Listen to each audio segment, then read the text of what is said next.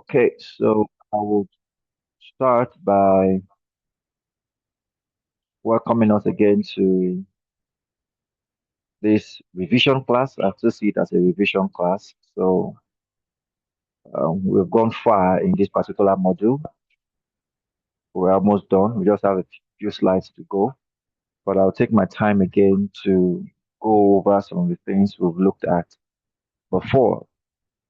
So try and pay attention to some of these things so that for those of you that already understand the concept, well done. For those of you that are still struggling with it, try to pay attention. I'd have loved to go from the stage one, which is associated phobia, but we don't have that time. Even this slide, I hope we'll be able to finish it today because it's really large. So I'll just run through a few things and then focus on what we need to do today.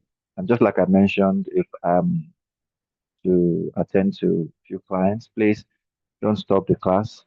Shoma, you have to coordinate them and probably ask questions or discuss a few concepts that you understand. And the truth is that the more you discuss about it, the better you are.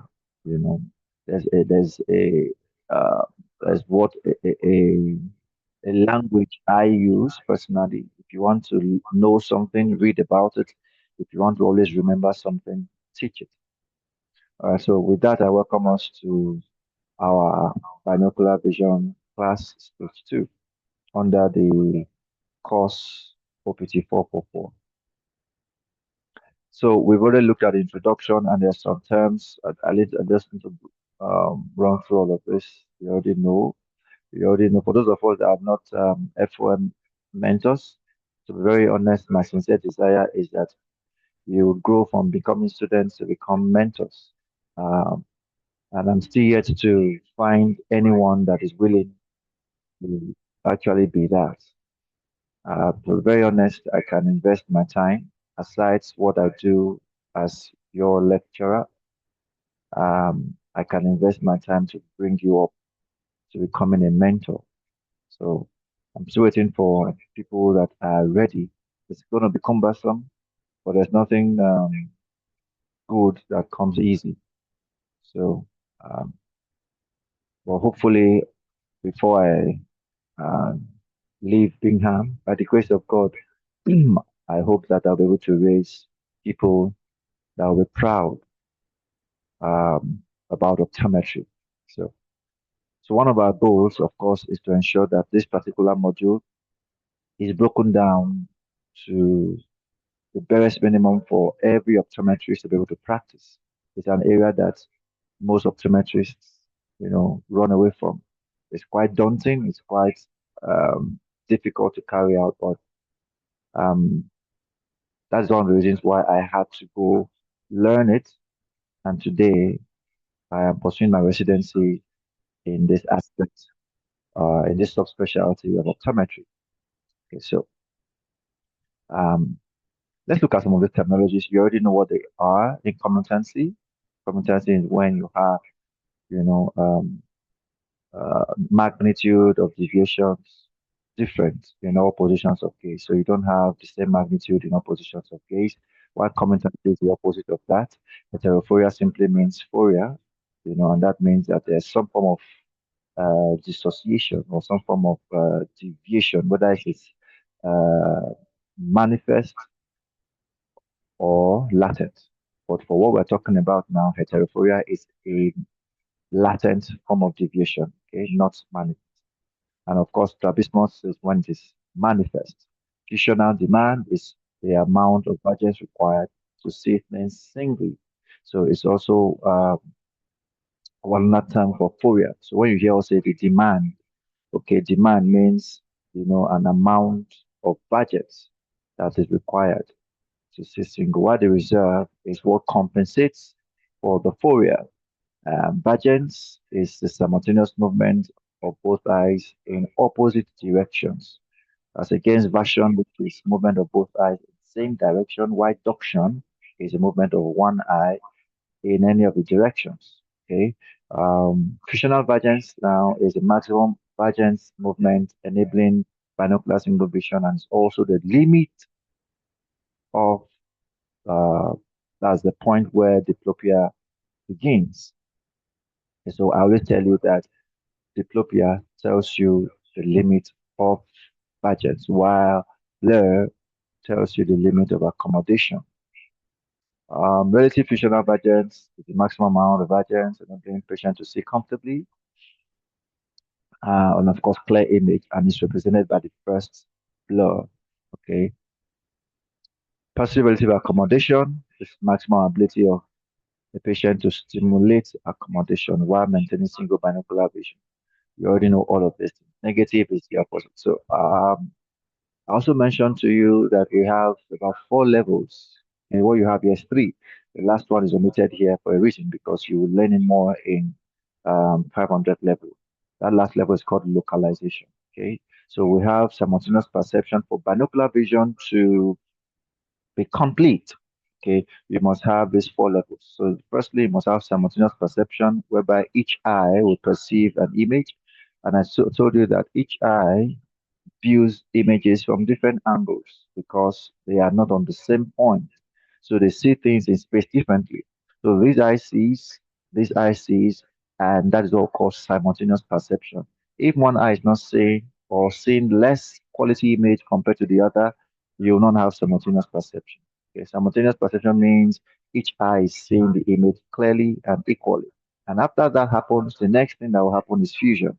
Because these two images seen by each eye, the brain recognizes them, okay, as clear images, then the brain fuses. So it fuses these two images, and that's all called fusion. And then if that happens, we call the next is stereoscopic view, which is, giving you that 3D look, giving you that depth perception. You're able to locate whatever, you're able to see, you're able to perceive that this image is cuboid in nature. It has that 3D look. And then the last one is called localization. I beg your pardon. And localization simply means you are able to move and touch whatever it is in space exactly where it is. So I've been able to mention all of this. So let's quickly move on. I also mentioned a few things about retinal correspondence, and I told you that because of the position of the eye, the two foveas don't see things from exactly the same point. Okay, but when images fall on the exact same point in each eye, in each fovea, we call that normal retinal correspondence. However, sometimes you may have abnormal retinal correspondence. And I told you and I stressed that abnormal retinal correspondence is not like a problem, okay? Because as long as whatever is seen is within Panam's functional area, that individual can still see singly. And we'll be able to explain what Panam's area is as well as the horopter. Okay, so let's move on. So this brought us to all the tests that we are looking at in binocular vision. And like I told you guys, sadly for this period, we are not able to do 401, because 401 is where you'll be able to do some of these practical sessions. But please find your time, meet your seniors. They were able to, in their own time, we did it that way. So meet your seniors and let them explain this test or let them practicalize these tests for you. My job is just to give you the theory. But like I said, if we have time, we can still go into the clinics to practicalize some of this tests. But don't wait. Try and do it yourself because the more you do it practically, the better you are at it. We mentioned for tests for ocular motility, I told you that broad H test. I was able to demonstrate, that for you in class, where you use your hand or you use a pen touch or you use a fine target to draw the letter H in space. And the patient will move their eyes to ensure that they follow you. And you observe the patient's eyes. You do it molecularly, one eye at a time. And you observe how the eye moves. Are the eyes moving as you move the pen, or perhaps it's jerky, or there's some form of restriction at some point, and you must do it at a 9 position of gaze. Okay, and each area that have good and smooth movement, tick it. If they have some jerky areas, take note of those areas, and you're sure of the muscle that is responsible for that movement. It means that that muscle is having some form of concern. So take note of that. Then we'll move further to talk about tests for alignment. We had H vectors, test, Kripke, Bruckner. and of course some dissociated tests. And for H-Berg, uh, okay, this is now the background for test for um, alignment. And we said strabismus is manifest deviation on both eyes. Fovea is related. Associated fovea is where you test fovea in binocular conditions, while dissociated fovea is when you test fovea in a dissociated state. So when fusion is broken. And of course, adaptation that occur in strabismus to prevent diplopia includes one, suppression, amblyopia, eccentric fixation, and AROC. So these are the things that can, when you say adaptation, means that the brain, like I keep telling you guys, please don't forget this in your entire optometry life. And the brain abhors lower and diplopia. And for it to, it can do anything, okay, to ensure that these things are prevented. It will do its best. If you cannot prevent blur, because blur usually, it begins from the blur and then it graduates into diplopia. Okay, if the brain cannot ensure that you see singly, what it does is that it shuts out one eye automatically so that because you can't be moving around seeing two things. If you are seeing two things, which one will you attend to? You may be attending to the false image. Okay, okay, someone is stretching his hand to shake you and you are seeing two of them. Which one would you shake? You can imagine that kind of confusion. So the brain understands that, and then what it does is that it makes sure that it shuts one eye out so that the individual can live, at least can live life, even if it's with one eye. That's what we call suppression. And over time, if that eye is suppressed for too long a time, especially when the child is young, that eye becomes lazy, which is amblyopia. Okay, so vision cannot be improved in that eye beyond a particular point. And then so it leads to eccentric fixation because one eye will go out. Okay, so when one eye goes out, that means the phobia of that eye would not correspond to the phobia of the other eye. And that's also what we call anomalous retinal correspondence. So these are some of the ways, adaptation occur to prevent diplopia.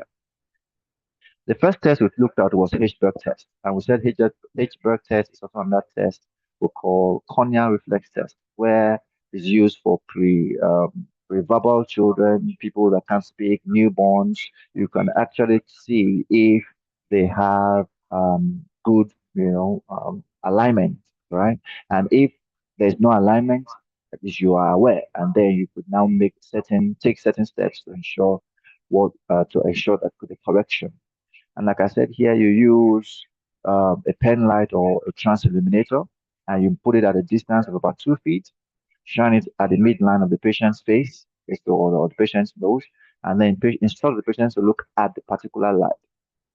Okay, occlude one of the eyes, and then occlude the other, and see where the cornea reflects, the Puppinger image on the cornea, where it is located. Okay? Ideally, it should be located in exact position. Okay, so if you position the trans illuminator, check where these reflexes are. Okay, when you have a negative or called lambda, negative lambda, it means that the corneal reflex is usually towards the lateral part. While if it's positive, it's usually towards the nasal part, that's towards the nose. So angle lambda is actually the amount of light reflex from the center of the cornea monocularly. So you're able to know if it's moving towards the right, that's outward, or towards the left, inward, depending on the eye, anyways. Okay. Then you estimate the distance between the pupil center and that area where you found out the reflex.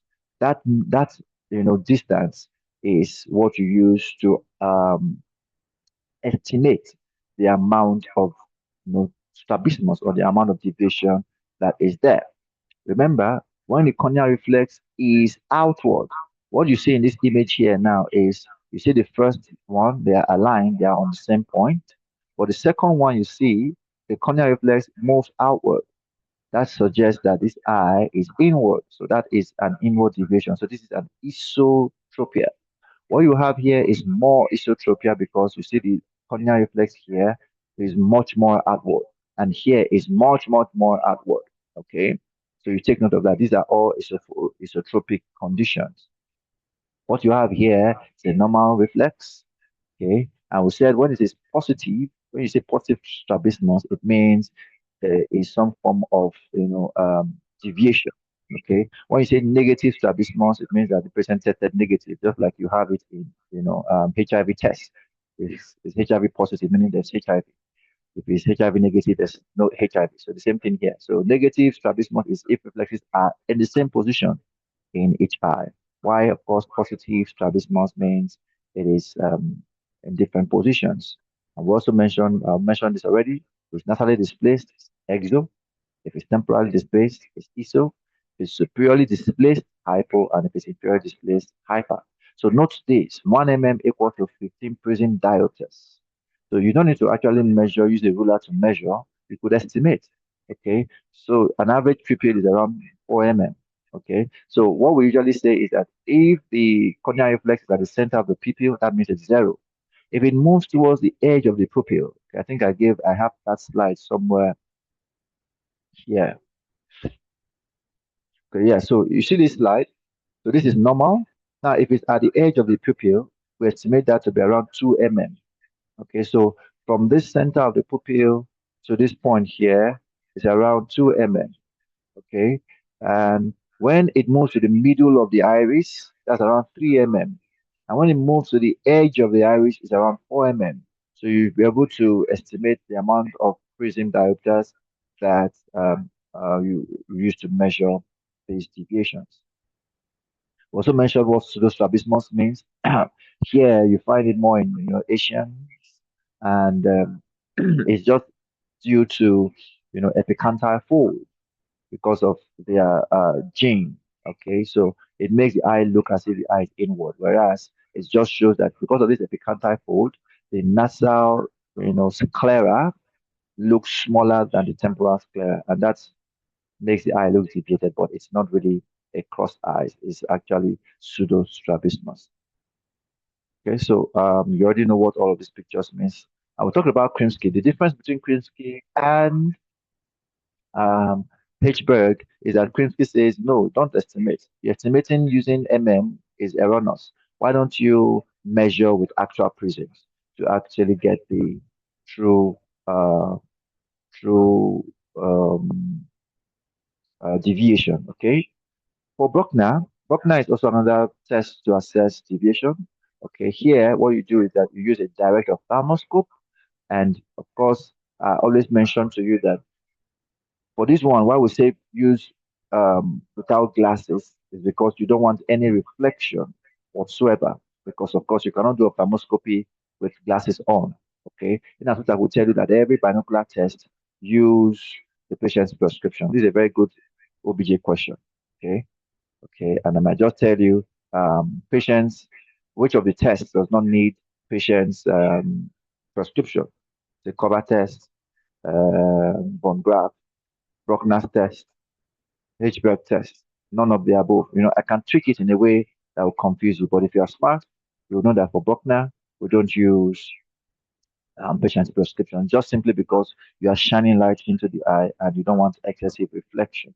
Okay. So, and then what you do is whatever you see at the end of the day, if you have difference in terms of the reflex that you see in both eyes, when you compare the reflex you see in both eyes, if you find out some, difference in terms of the brightness of the reflex, then that means there's a deviated eye. And the eye that is deviated is usually the eye that has a brighter reflex. Okay, the eyes that have darker reflexes are the ones that are aligned. The one that is not having dark reflex, that has a lighter reflex, is the eye that is not fixating. And I explain to you why. The reason is because the macula is the area, the macular area in the eye is slightly darker compared to other parts of the retina. And when light is coming from that area, okay, the reflex seems to be dark. But when there's an eccentric fixation or the eye is deviated, it's going to be, the light is going to shine on a brighter area, on an extrafoveal area or an extramacular area. And that will make the reflex slightly lighter. Okay, and so your recording simply is if there are equal reflexes, say OD equal to OS. If one eye is brighter, just mention the eye that is brighter. Then we'll move further to talk about von Graf test. Von Graf, we said um, that's one of the oldest form of um, um, measuring deviations, particularly Fourier. And I told you that from graph does not measure tropia, it only measures Fourier. It can measure lateral Fourier and vertical Fourier. And we say here you must use patient's prescription. I also told you you're already aware how to use the Weasley prisms, but you don't need to use only Weasley prisms. You can use your prism bars. Okay, if you have your prism bars, you could still use it to measure Fourier or even your loose prisms because you have loose prisms in most of your trial lens boxes. Okay, so the procedure basically for this test is make sure your patients wear their prescription and let the patient focus on the line that is above the patient best PA, and then make sure you put in the dissociating prism as well as the measuring prism. And I told you that the dissociating prism is six prism based up or down on the left eye while the measured prism is around 12 prism based in front of the right eye. And what happens when you do that is that the patient sees that isolated target that is one line above the patient best CA, see it in two forms, one to the right, one to the left. If the prism on the left eye is six prism based up, the image on the left will be down. Okay, so you need to know that so that when the patient tells you something different from what is expected, you are in the know. And then you then reduce the prisms on the left eye, on the right eye, beg your pardon, gradually, okay, until you have something like this. You can see the animation on my screen, okay, until it aligns like the button of your shirt. At that point, you stop and you check what you have on the Weasley prism. Whatever value you have there is the amount of Fourier that patient has. I always tell you also to do what we call bracketing. So usually don't stop exactly what the patient tells you, oh, it's a line.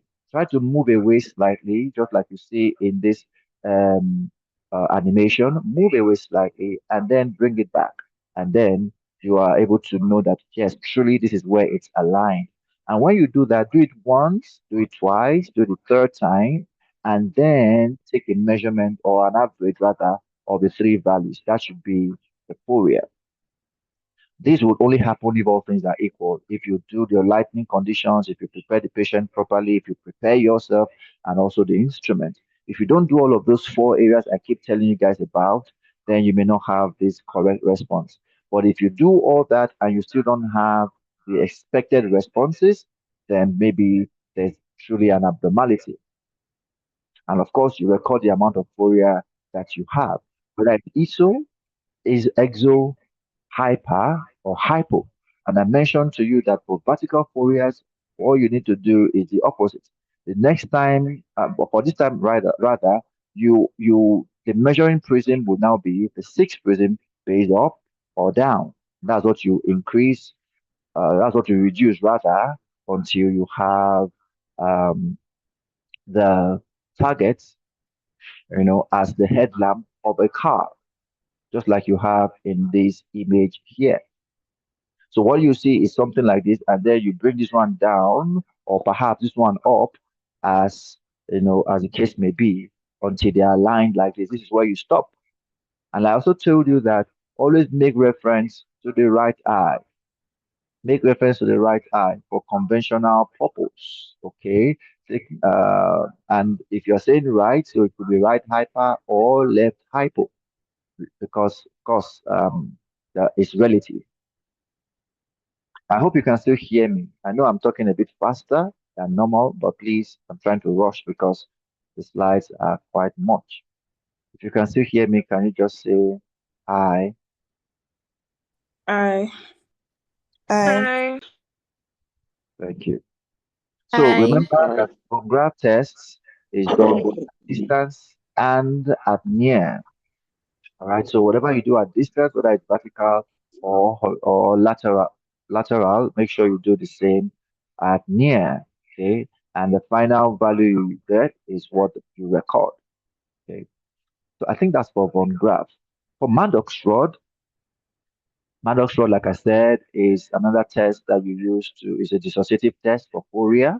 You don't use it to test for tropia. Okay. Here you use a lens we call the Maddox rod lens that give some form of distortions, okay? Because as light goes through, it distorts it, and it either make the give you a streak, vertical streak, or a horizontal streak. So to test for vertical FOIA using your Maddox rod, what you do is you position your Maddox rod vertically, okay? And when you do that, what you have horizontal streak, and of course the Maddox rod rather is positioned in the right eye. All right. And of course, the left eye will be seeing the spot of light that is being shown at a distance of about 2 feet or about 50 cm, depending on the target you're using or the distance you're doing. Remember, you could do it also at near and at far. So if you're doing it at far, it's shown at 6 feet. If you're doing it at near, it's shown at about 50 cm. Okay. Now take note patient wears his habitual prescription for this particular test. And whatever the patient sees, let me show you what the patient will see, just like you already know. So this is the streak. Now, what you're having here, you're having a red Maddox rod positioned in front of the right eye. And this is the spot of light. So if the patient sees this image the way it is, it means that patient is also phoric. So there's no vertical phoria. However, if you see something this way, now remember, I also mentioned about commitancy. Also take note that you should do this test in all positions of gaze. If the patient still maintains that the line goes through the spot of light, that means that patient's deviation is commitant. But if perhaps you are having an upward gaze, the line is below the spot. On straight ahead gaze, the line is closer to the spot, while on downward gaze, the line is crossing through the spot. That means there's some form of incompetency. All right. What you're having here is a third nerve palsy because of this facial asymmetry. Okay. So you measure the type, you take note of what you see at the end of the day. Okay. So if the line is okay, so these are just animations that try to explain what we have been mentioning before in terms of measuring. Okay, so whatever you see at the end of the day, you make sure you measure. For horizontal phobia, the same thing. Using your Maddox rod, what you do is you position your your Maddox rod, position it horizontally, and you see vertical streak. And when you shine your light, it's going to have the same, patient is going to respond either it's going through the spot or is going, away from the spot. And I told you that when you see the spots, if there's a cross, remember X. If there's a cross, remember X, and that's exo. So if the patient is seeing the spot to the right and seeing the streak to the left, which is opposite of how the is supposed to be seen, because this Maddox rod is on the right eye. You're supposed to see it on the right. But if you see it on the left, it means that's crossed over. If you see it on the left, rather, it means that's crossed over, and that's an exo deviation. Okay, so you already understand that cross and across diplopia, or cross and across, foria. Now we call this double Maddox rod test. I told you here use it to test for cyclo deviations or torsional deviations. Okay, you put both Maddox rod in the trial frame. So this one you don't use your phoropter. You put in a trial frame just like you see in this photo, and then the red line and the white line, if they are together, it means that this patient is not having any form of torsional deviation. But if perhaps you're seeing it, you see one of the lines, okay, slightly slanting. Okay, if it's slanting out, that's an out or an X cyclo deviation. If it's slanting in, that's an in cyclo deviation. And you can actually know the amount by moving, the trial frame to align the amount of movement you made. 5 degrees, 10 degrees is the amount of cyclo deviation that that patient has. Okay, so that is what we said. But already talked about commutancy. Commutancy is the same thing as concomitancy. So, and I already explained how you test that. For Torrington test is one very simple, easy way to measure Fourier. You use a Torrington card as seen in this photo here. The light is shown at the center as seen here. And whatever the patient tells you, oh, I can see remember the patient is also going to be wearing Maddox rod. In fact, Torrington test is also called modified Maddox rod test or modified Torrington test, okay? Because the patient still wears, the Maddox rod. So the patient now, the line that you see, where is it? Is it on this side or on this side? Okay, so the same way we mentioned to you, okay, for horizontal forias, wherever it is, if it crosses, if these numbers here just gives you the magnitude, so you don't need to use prisms to measure. Okay, that's the difference between your Maddox rod test and your modified Maddox rod. You don't need prisms to give you the amount of deviation that exists in this patient. All right, so that's for modified Maddox rod test. For red lens test, I also told you it's the same. Okay, so here instead of using your Maddox rod, we are using a red lens. These are lenses that are in the phoropter as well as your trial lens box. Okay, so your red lens is placed on the right eye, and of course the light is shown. The patient sees a pinkish light, it means that there's no fovea. The patient perhaps sees two lights, one red, one white, that means there's phobia. Okay, and depending on where you find the test, where you find this, where the patients find these lights, either to the right or to the left, up or down, to tell you the type of phobia that exists. For cover tests, very, very, very simple. I told you guys to take note of this test because it's one of the most easiest tests to do, but yet difficult because most persons don't understand what cover test is. Now, cover test, like I told you, simply is cover. We have two types. We have the cover on cover and we have the alternating cover test. For the cover on cover, it's divided further into two. We have what we call the single cover, then the cover or on cover it itself.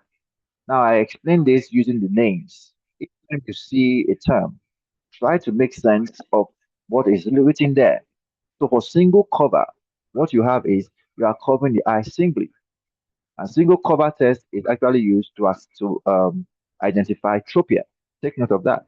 While the cover on cover, so here you are doing two moves. You are covering and you are uncovering. All right. So this is for fovea. Single cover is for tropia. Cover on cover is for fovea. Now, how do you do single cover? Use your occluder. Singly let the patient look. Of course, we are doing it at near, that's your near test. We are doing that far, that's your far or distant test. Now, when, of course, the target should be always, line above the patient's best VA. Cover the right eye, singly cover the right eye, and observe the left eye movement. Okay, if you see a movement, if the eye moves in or out, it means there's tropia in that eye. All right. Now, you check for the right eye and you also do same for the other eye. If you see movement, it means there is um, tropia in that eye.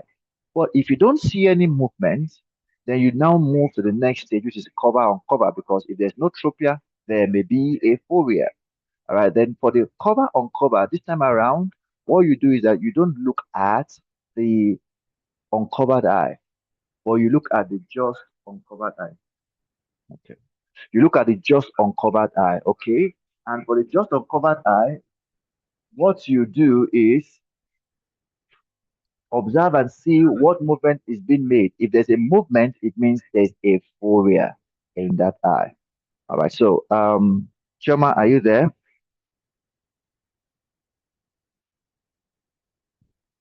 Choma, are you there? Yes, sir. I was So Choma, disconnected. take over from here. I just want to quickly attend to this client. All right. Okay, sir.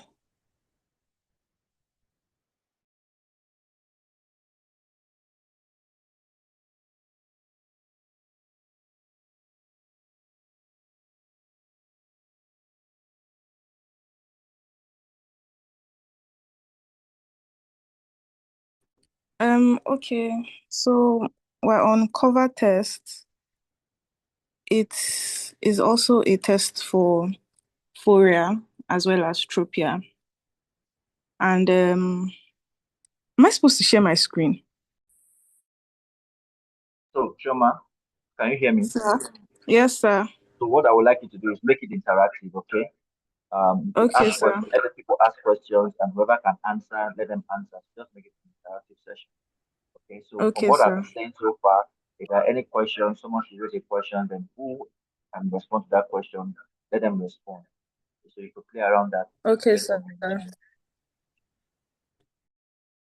Okay, so does anybody have any questions so far from what he has explained today?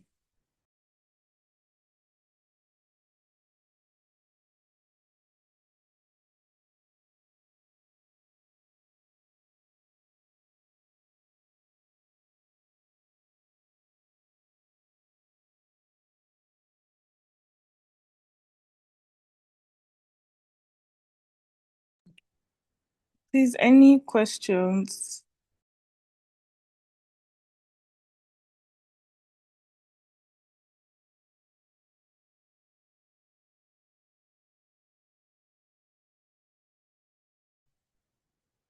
Yama, Yes. can you please go over his beg test? Just go over it. Okay, so Hirschberg's test is also known as the corneal reflex test and is used to test for tropia.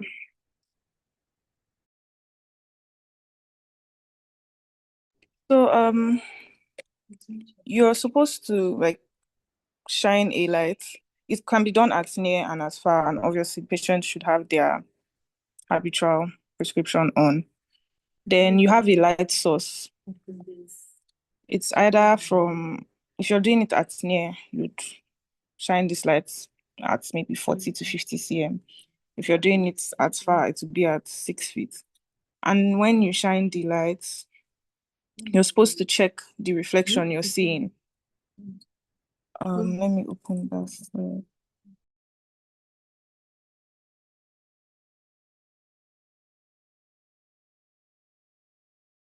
So based on the location of the reflection you're seeing, it will tell you if there is tropia or not. And when there is, you can, I won't say measure the amount of the deviation, you just estimate based on the distance. So if it's 1 mm displacement, it's like 15 diopters of tropia. If it's 2 mm, it's 30, like that. So if you're looking at the reflection and it is displaced inwards, it means this patient has exotropia. If it is outwards, it means the patient has esotropia. I don't know if you can check this slide so you would see the image I'm speaking about. I understand this. Thank you. You're welcome.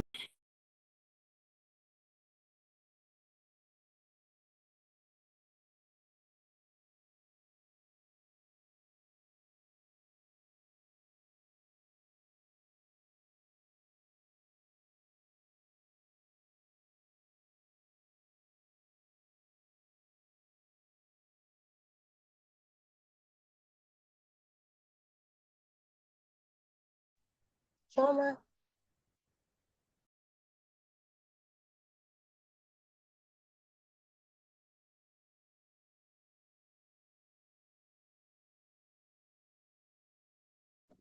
Trauma. Please, can you explain Maddox Road again? Okay, so for Maddox Rod, it is also a test for Fourier. It's a dissociated Fourier test. That is to check for the amount of Fourier present, you have to break fusion. And the Maddox rod is what does that by distortion. For this test, you would put the Maddox rod on the right eye. And sometimes you can put the green lens on the left eye so that the patient can tell the difference between the two colors. But if you're using it, I think in the phoropter, it comes, I think the phoropter has the red Maddox rod instead of the white one. So with the Maddox rod on the right eye, you would shine your light, again, your light source. It could either be at near or at far. To test for vertical phoria, you place the Maddox rod vertically, and then the light you would shine would be horizontal. You see a horizontal streak as well as a white light, like a white dot. Sorry, before you do this, you need to ensure that both eyes are seen separately. So you could just tell the patient to cover the eye that has the Maddox rod, shine the light, they'll tell you what they're seeing. They're supposed to just see the white light. Then you could cover the eye that doesn't have the Maddox rod to check what they see, and they should see the red streak, depending on the direction you positioned your Maddox rod. For someone that is autophoric, when both eyes are open and you shine the light, the streak, sorry,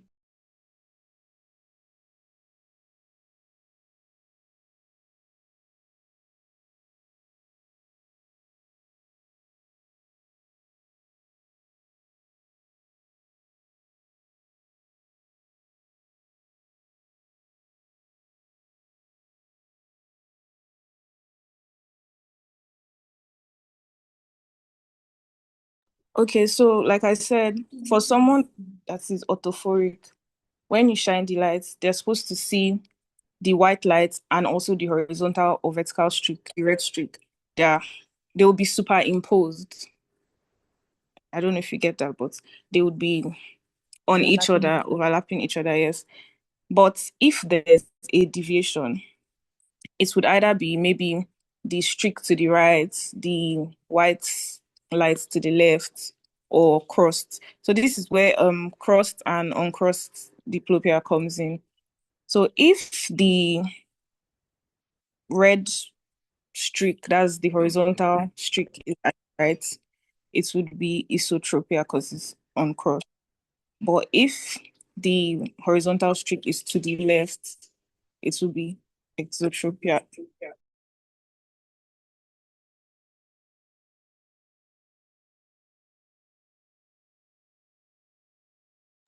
Okay, thank you.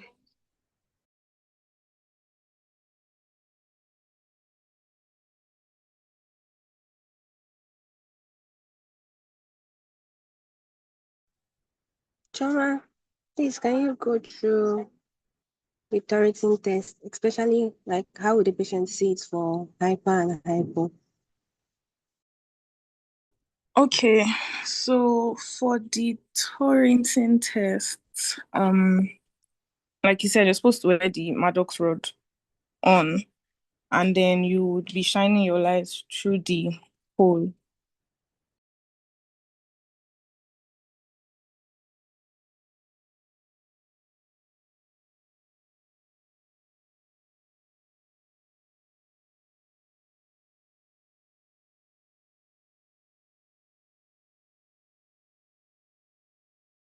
So the card has some, what I call it, numbers. It has some numbers that will tell you the amount of deviation. So when the light is shown through that hole and the patient has the Maddox rod on, they'll tell you what they see and where the streak they're seeing is at. For the horizontal one that I'm sure of, if it's on the right, you just check like how many, what I call it, degrees to the right. They'll just, I guess, point the direction of where the streak is, and you check what number it aligns with. Same for the um exo, that would be on the left. But for the vertical one, I'm not sure because usually vertical Fourier is like opposite. But then this card already has a measurement of the degree of Fourier. So I don't know if it is up, we'll still call it hypo because vertical Fourier is opposite. That is what I'm not sure. So if somebody knows that, they can answer that.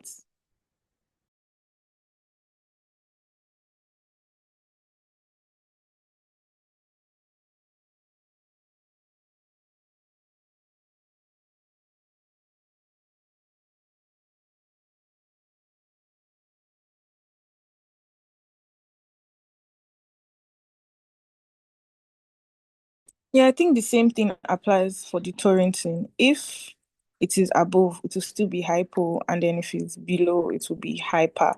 And then you just measure you can tell the amount of the foria when you look at the position of the light compared to the card, what number it aligns with. Do you understand? Yeah, thank you.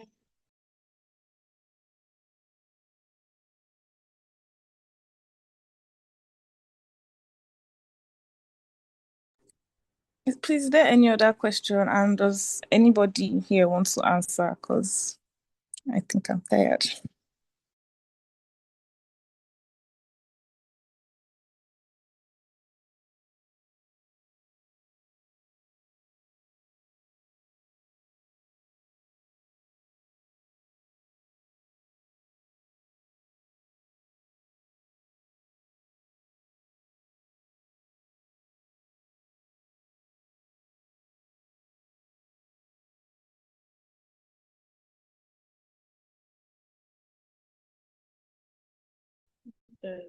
No, please, can you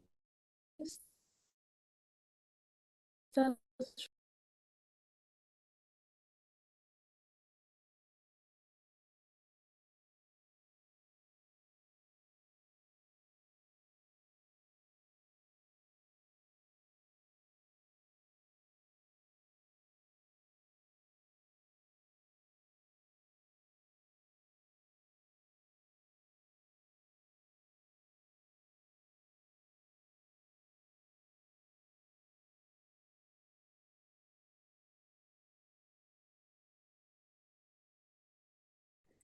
Is it like the tests for alignment or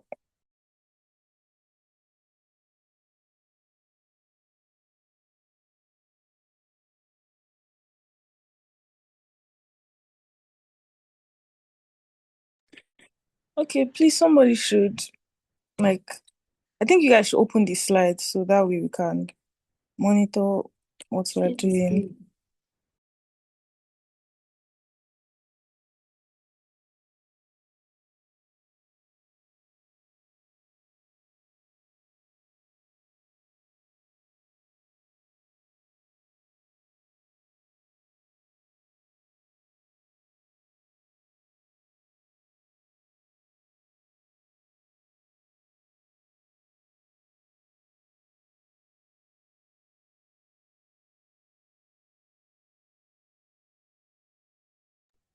I think I'll just start from the test. So the first one is test for ocular motility. That one is just the basic broad H test. You can use it to check ductions or versions, right? Then to the test for alignments.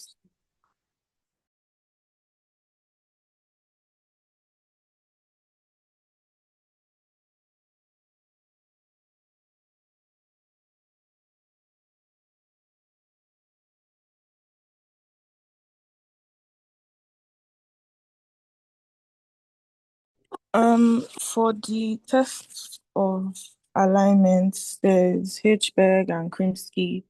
I already explained H-Berg. Krimsky is just now like the same thing, but then you're measuring it with prisms. Then Bruckner's test uses, I think, the ophthalmoscope. You're checking the reflexes. So the one, and you're going to do this one without the glasses to prevent reflection of light. So you check the reflex you're seeing. The dimmer reflex is from the fixating eye because when you're fixating, your fovea is supposed to be, will I say, centralized. So it is darker, and if you shine lights, the reflex you're supposed to see too is supposed to be darker. So the brighter reflex would be the deviated eye. But I think if Princess,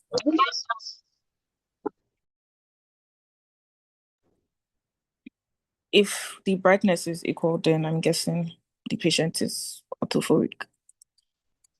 Then for the dissociated tests, he spoke about Von Graph. That's like the gold standard for testing for phoria.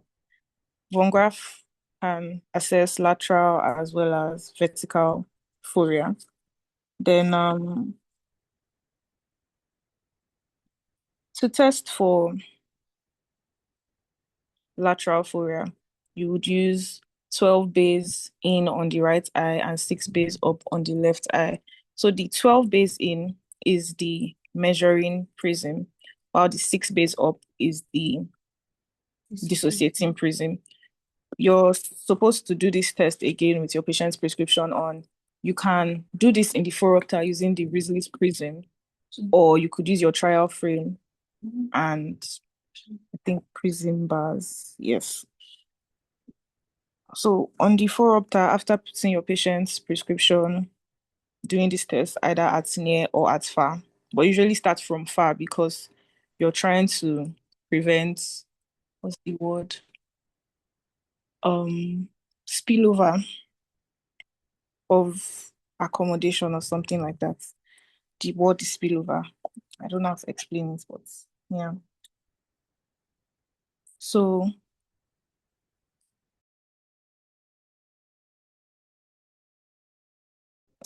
starting at far, that's your target would be at 6 meters.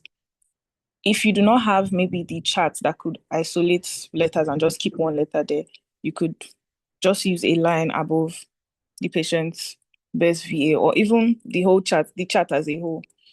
And then before you do this test, you need to also occlude and be sure what the patient is seeing. So you can occlude the left eye and check what the patient is seeing on the right eye. The right eye, if it's 12 bays in, the image should be outward for the patient. And then if it is, when you close that one and you check the one with 6 bays up, the image should be downward. Like they should see two images, sorry, the actual one and then one that is down. Then you open both eyes, ask the patient what they see. The image on the right, that's the one with 12 bays in, should look like it is up. And then, right? Sorry. It should look like it is up. And then the one on the left would be down. When you're sure of what the patient is seeing, then you could start reducing your measuring prism till the two images align. That is one on top and one below, like the buttons of a shirt. So basically, just keep reducing your measuring prism. That's the 12 bays in. Keep reducing till the patient tells you it's clear. Now, depending on what you see there, that's on the phoropter, you would know whether it is ISO, exo, or ortho. Same thing for horizontal, right? No, vertical, sorry, vertical. For vertical, your measuring prism would now be the 6 bays up. So you can still leave the 12 bays in on the right eye, the 6 bays up on the left, but then now you would be reducing the 6 bays up till they tell you they both align on the same line horizontally to look like the headlamp or headlights of a car. Then I think if you could change it if the patient is saying they're not seeing like double or something, you could put the 6 bays up on the right eye and the 12 bays in to still give you the same results. And while you're doing all these tests, ensure you've put in all your parameters, you adjusted PD, ensure the patient is seeing properly through the aperture of the phoropter because stuff like that can lead to the patient saying they're not seeing double when they should. And if you put the 12 bays into, like you started the test, there's 12 bays in on the right eye, there's 6 bays up in the left, and the patient is telling you it is aligned, then you increase the measuring prism till it separates. I think that's everything I know from graphs. Please, if you have any other contributions, you can go on with it.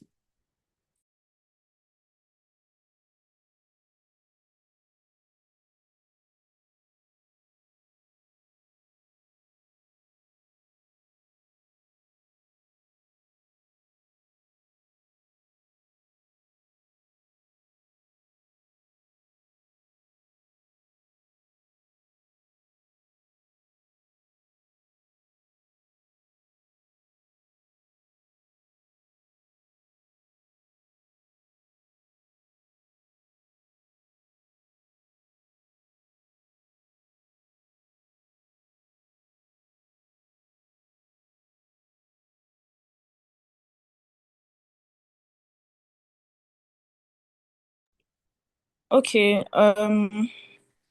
since nobody wants to say anything, Naomi, please explain the red lens test.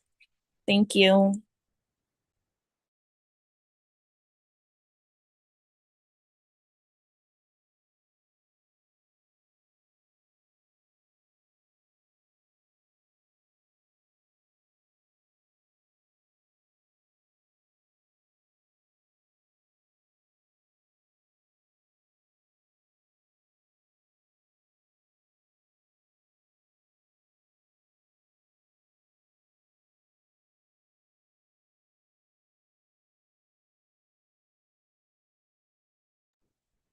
Guys, this class is supposed to be interactive and nobody's saying anything.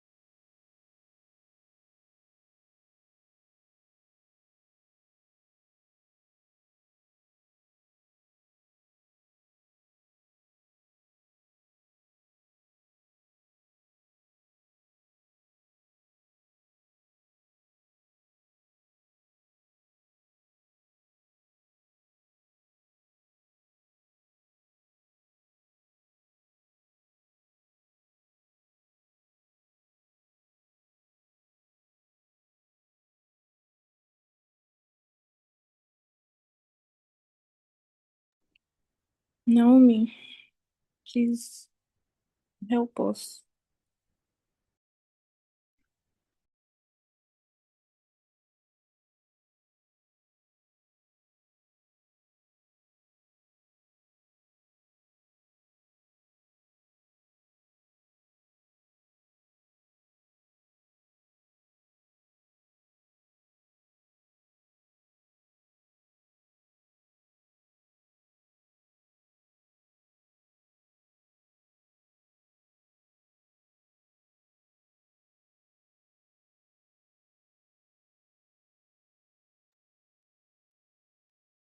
Chioma, Yes? please can you explain double Maddox road?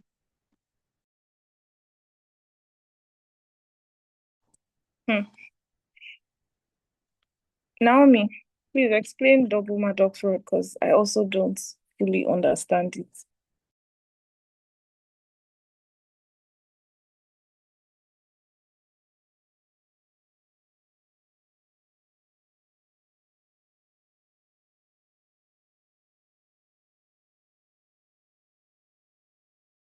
Or anybody here that understands it. Can I try?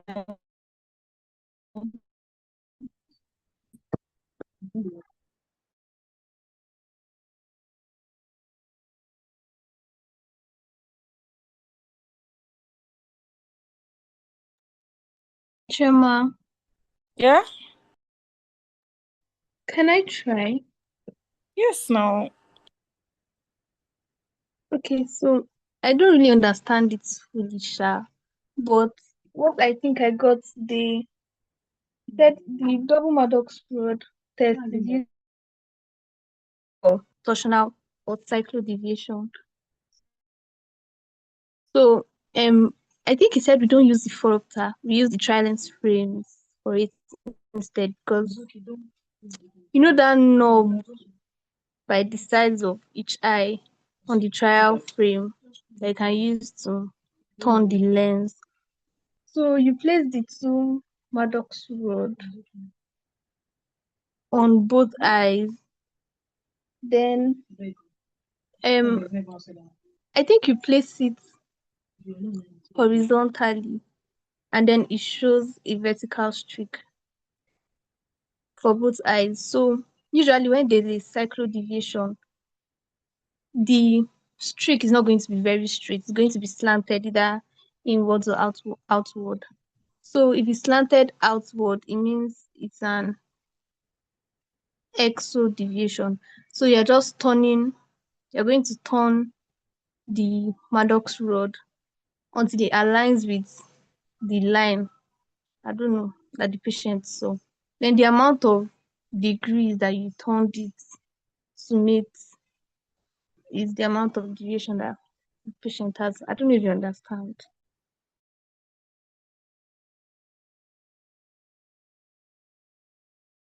Please, can you repeat that turning of line?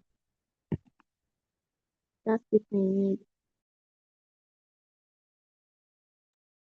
Ocheme, I'll explain it for you later, yeah? Okay. Thank you, Leonora.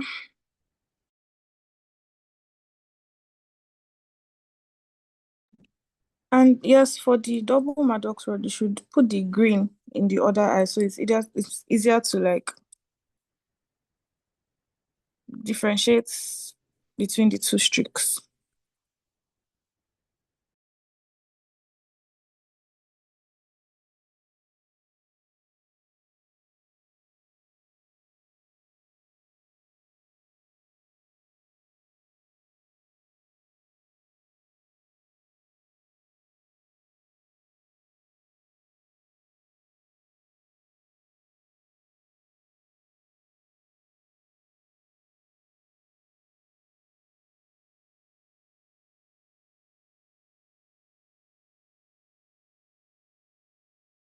Okay, since there's no question, I'll just move forward.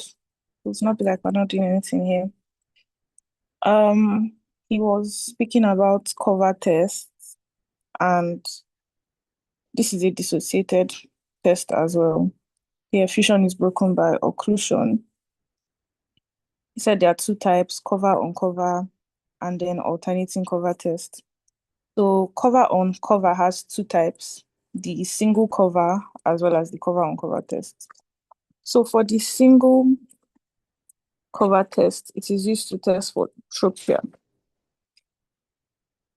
So your patient should be focusing on a target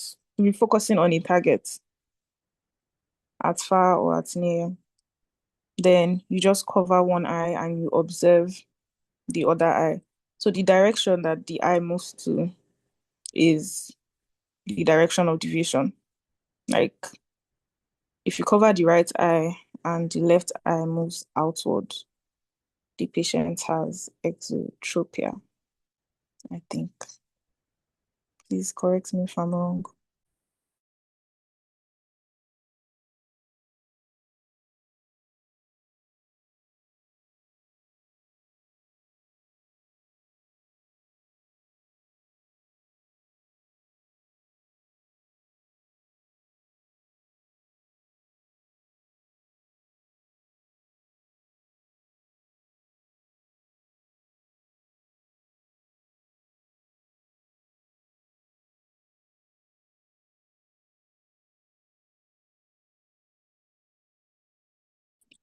Then the cover on cover is for phoria.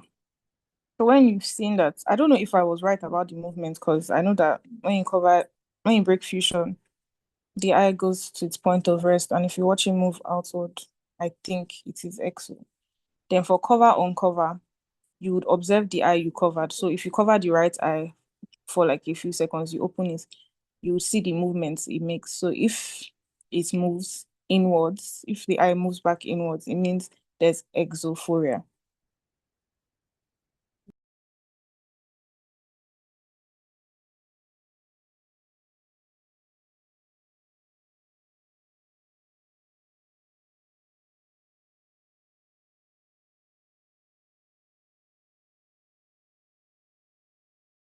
And sorry, for the tropia, you have to indicate laterality, but I think for phoria is relative, so you don't have to say right or left.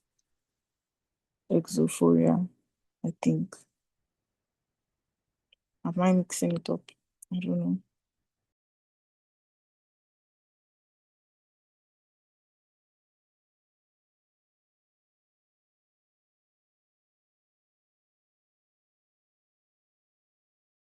So yes, that is basically it for cover on cover. Then for alternating cover test, you use prism bars to measure the amount of deviation. I don't fully understand that concept. So if somebody does, please explain. I just know you keep alternating covering between both eyes to ensure that fusion is not restored. And then depending on the eye you're checking, I guess you're increasing the amount of prism till there's a movement or something like that, but I'm not sure.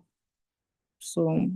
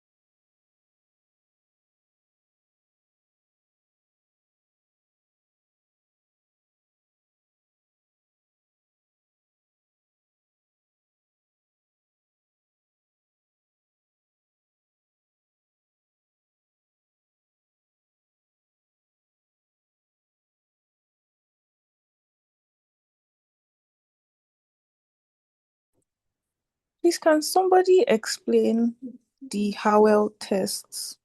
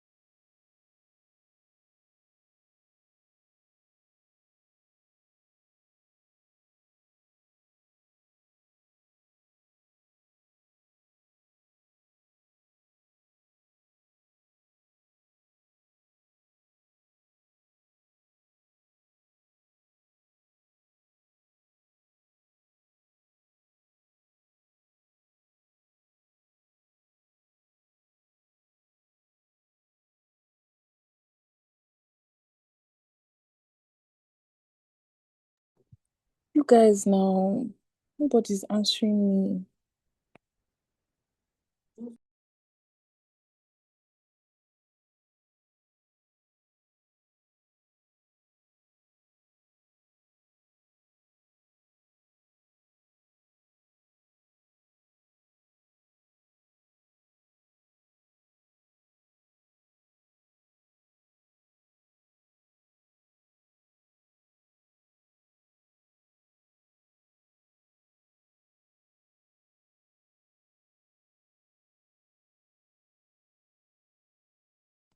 Okay, for the Schober test, it also checks Fourier. It's done in is it in illumination? And you would have your red lens and the green lens, red on the right, green on the left. You're supposed to note the position of the red cross. So if it is the right, it is ISO uncrossed. If it's to the left, that means that's crossed, so it's exo. If it is up, it is hypo. If it is down, it is hyper. Then if it is, some patients might say they see the cross appear and disappear. It means there's like partial suppression or weak suppression. So it's like partial contacts on and off type of thing. But if they say they only see the red cross, they don't see the green circle at all, then there's suppression of the left eye. If they say they can't see the red cross at all, like it's not even flashing or blinking, then there's suppression of the right eye. I think that's it. What test did you just explain? The Schober test, the one that has a red cross and like a green ring.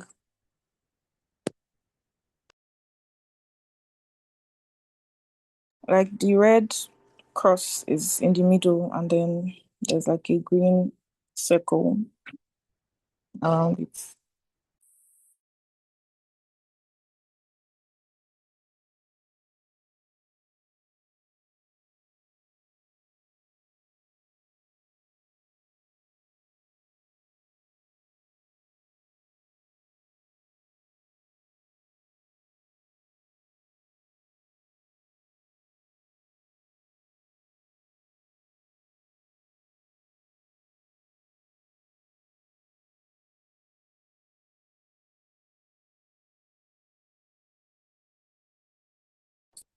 For vertical Fourier, it is just opposite. So when the patient is seeing it up, it is hypo.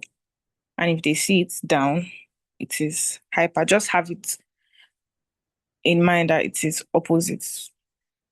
I think that's the best explanation I can give.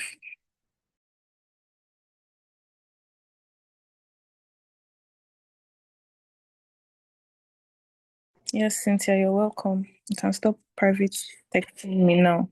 Come see.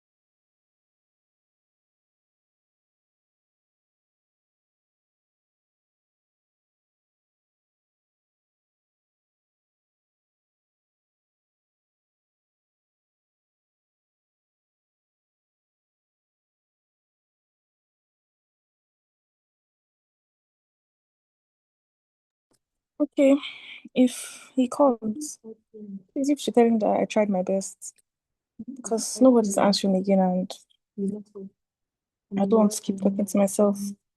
Thank you.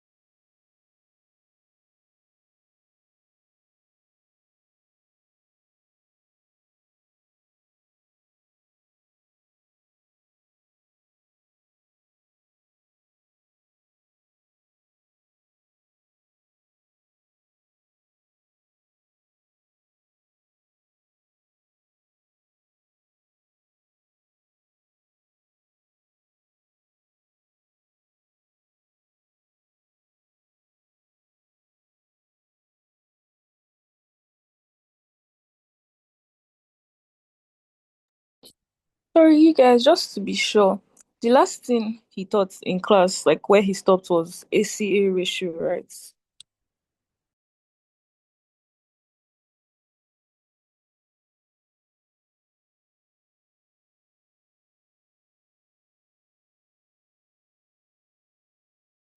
Yes.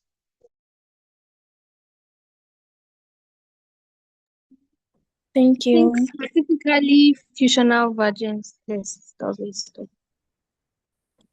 Functional logic.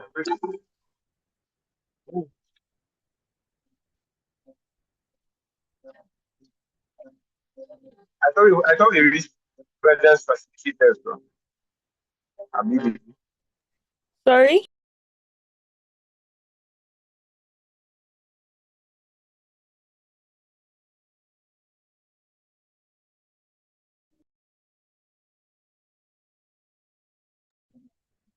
He stopped at fusion vergence, like functional vergence.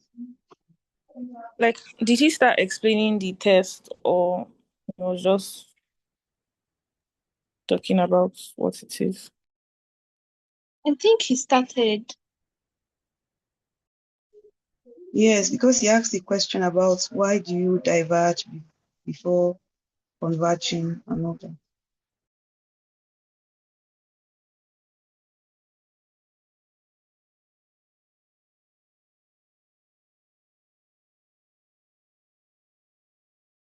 Okay, so please, what did he say about it?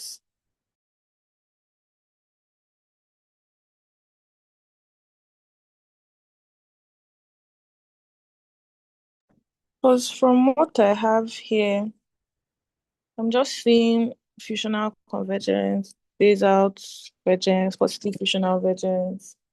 But I didn't put any explanation on that, so I don't know where he stops.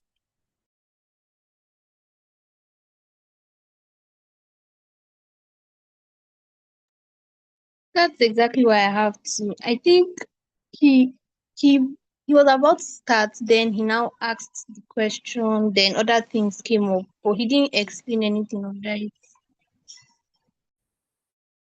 Oh, okay. Because in the notes after ACA ratio is accommodation tests. So I don't know where that one comes in.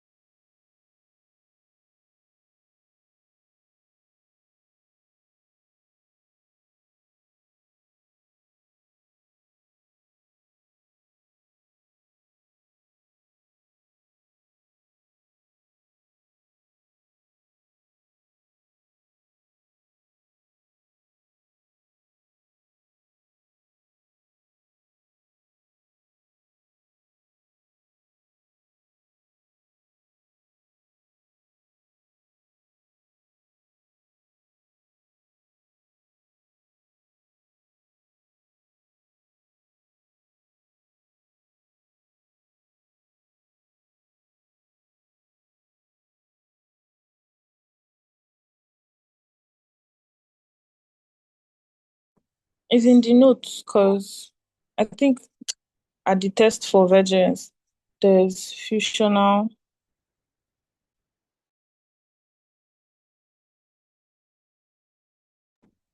There's one table like this that he showed that divided like fusional virgins into horizontal, vertical, and rotatory, stuff like that.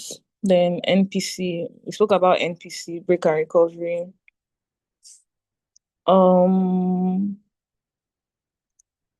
What was this one? The terms sufficiency, facility, stamina. I think that's where blow, break, and recovery came from. he was talking about the limit of vergence and the limit of accommodation. Did we do vergence facility?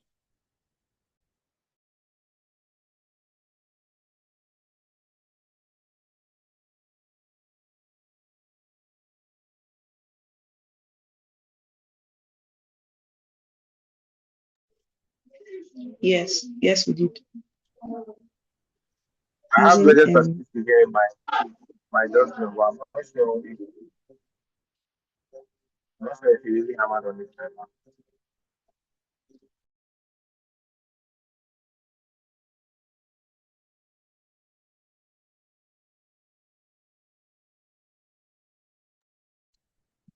Yeah, all right, guys. How has it been? Choma, Well, you guys have reduced. yes, but we've been talking. People have been going out, have you? Some people have network issues and then battery problems. So Sometimes network issue and battery problem. Are they not supposed to be aware that this class is for 2 hours and prepare for it?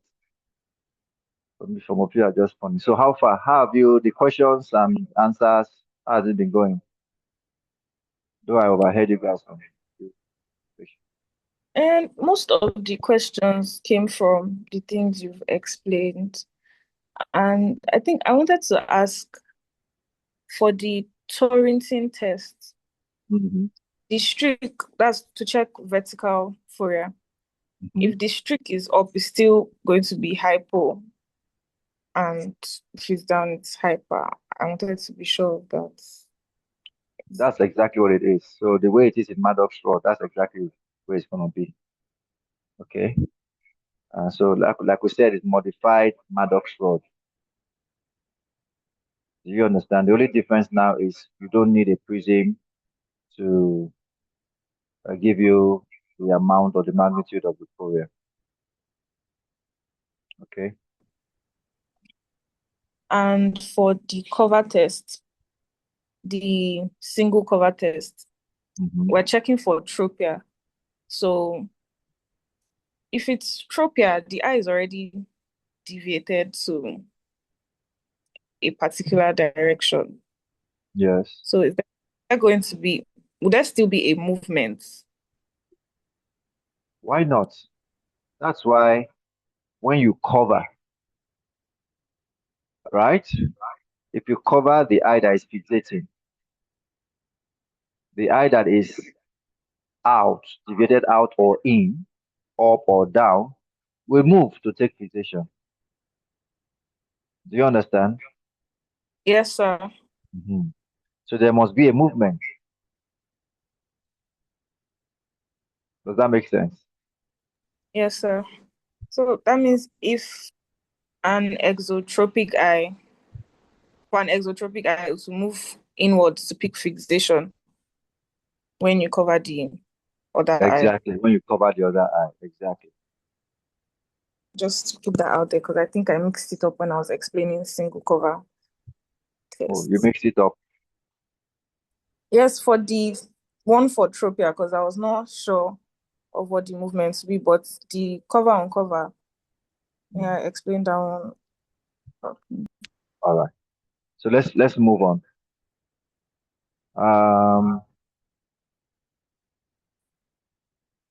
So I'll just share my screen again. We're wrapping up shortly. I still have one more patient to see. The patient is yet to come. So permit me to leave you again, but I hope we are able to cover whatever remains.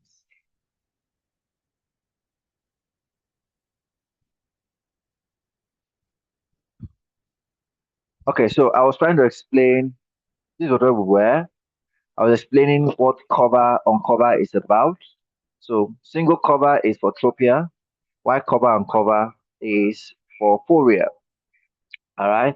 And for a single cover, just like the word implies, single cover. So you cover one eye singly and check the other eye for movement. You do it for the right eye and do it for the left eye. While for cover, uncover, you cover that eye and you uncover it.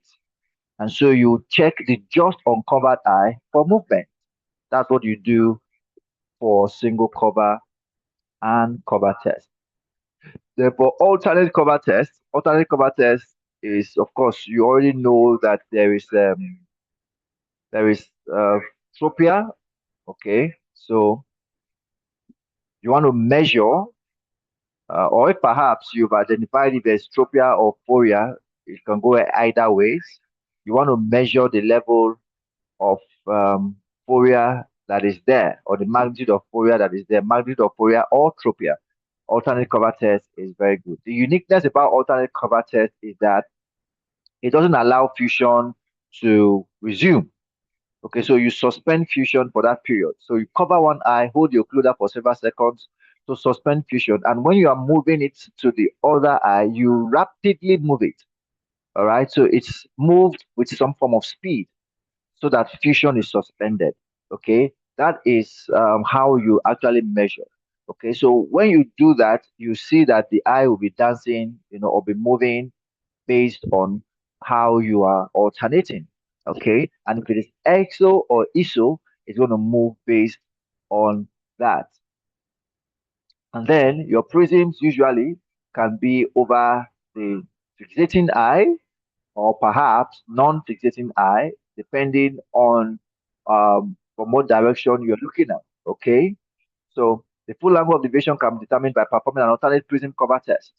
And this test is performed by placing the prism of varying strength that is oriented in the appropriate direction for the deviation over the non-fixating eye while performing the alternate cover test until there is no longer shift in fixation in either eye. So you use it on a non-fixating eye, but like I told you, some other times you could put it on the fixating eye. But for this, it is a non-fixating eye. And you already know that for ISO deviations, you use your base out, and for echo deviations, you use your base in. Howell's test card, we already mentioned that is similar to that of the Torrenting tests or modified Torrenting tests card. Here, you use your 6 prism base up conventionally on the right eye, or perhaps you share a 3 prism base up or down and down in each eye. But Howell tells you that if you use 6 prism base in, use 6 prism base up, I beg your pardon, not base in. Okay, use 6 prism base up or base down, not base up, base down in front of. But I don't want to just follow the slide because sometimes it could be base up. Okay, but if you use it base up, you will still find similar thing. I've tried it in clinics and you still see similar thing. Okay, so because it's a vertical displacement. Okay, but do it base down over the right eye or base up over the left eye. I'm sure you understand that it's the same thing.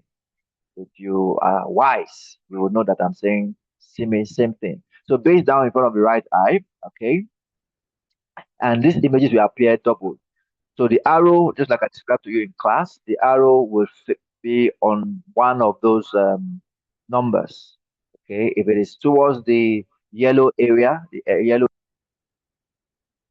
area, while the blue area will give you exophoria, and the number is pointing on is the amount of phoria. For Shoba, we've already talked about Shoba. Shoba helps you to also gives you the assessment of phoria and also test for suppression. I'm sure you already know this. It's not a very common test, but it's there in case you see a VA chart. If you go to your clinic, your junior clinic, open that VA chart, and you'll see a test like this. It's called Shoba. I think I don't know where exactly we stopped. I think we stopped here in the last physical class. I explained to you ACA ratio, how to determine ACA ratio, and I explained the gradient method. And I told you the gradient method is actually the quickest or the most clinical way to actually assess ACA. All right. And how do you do that? You measure your near phoria, okay, and measure it again with a +1, depending on the phoria you get.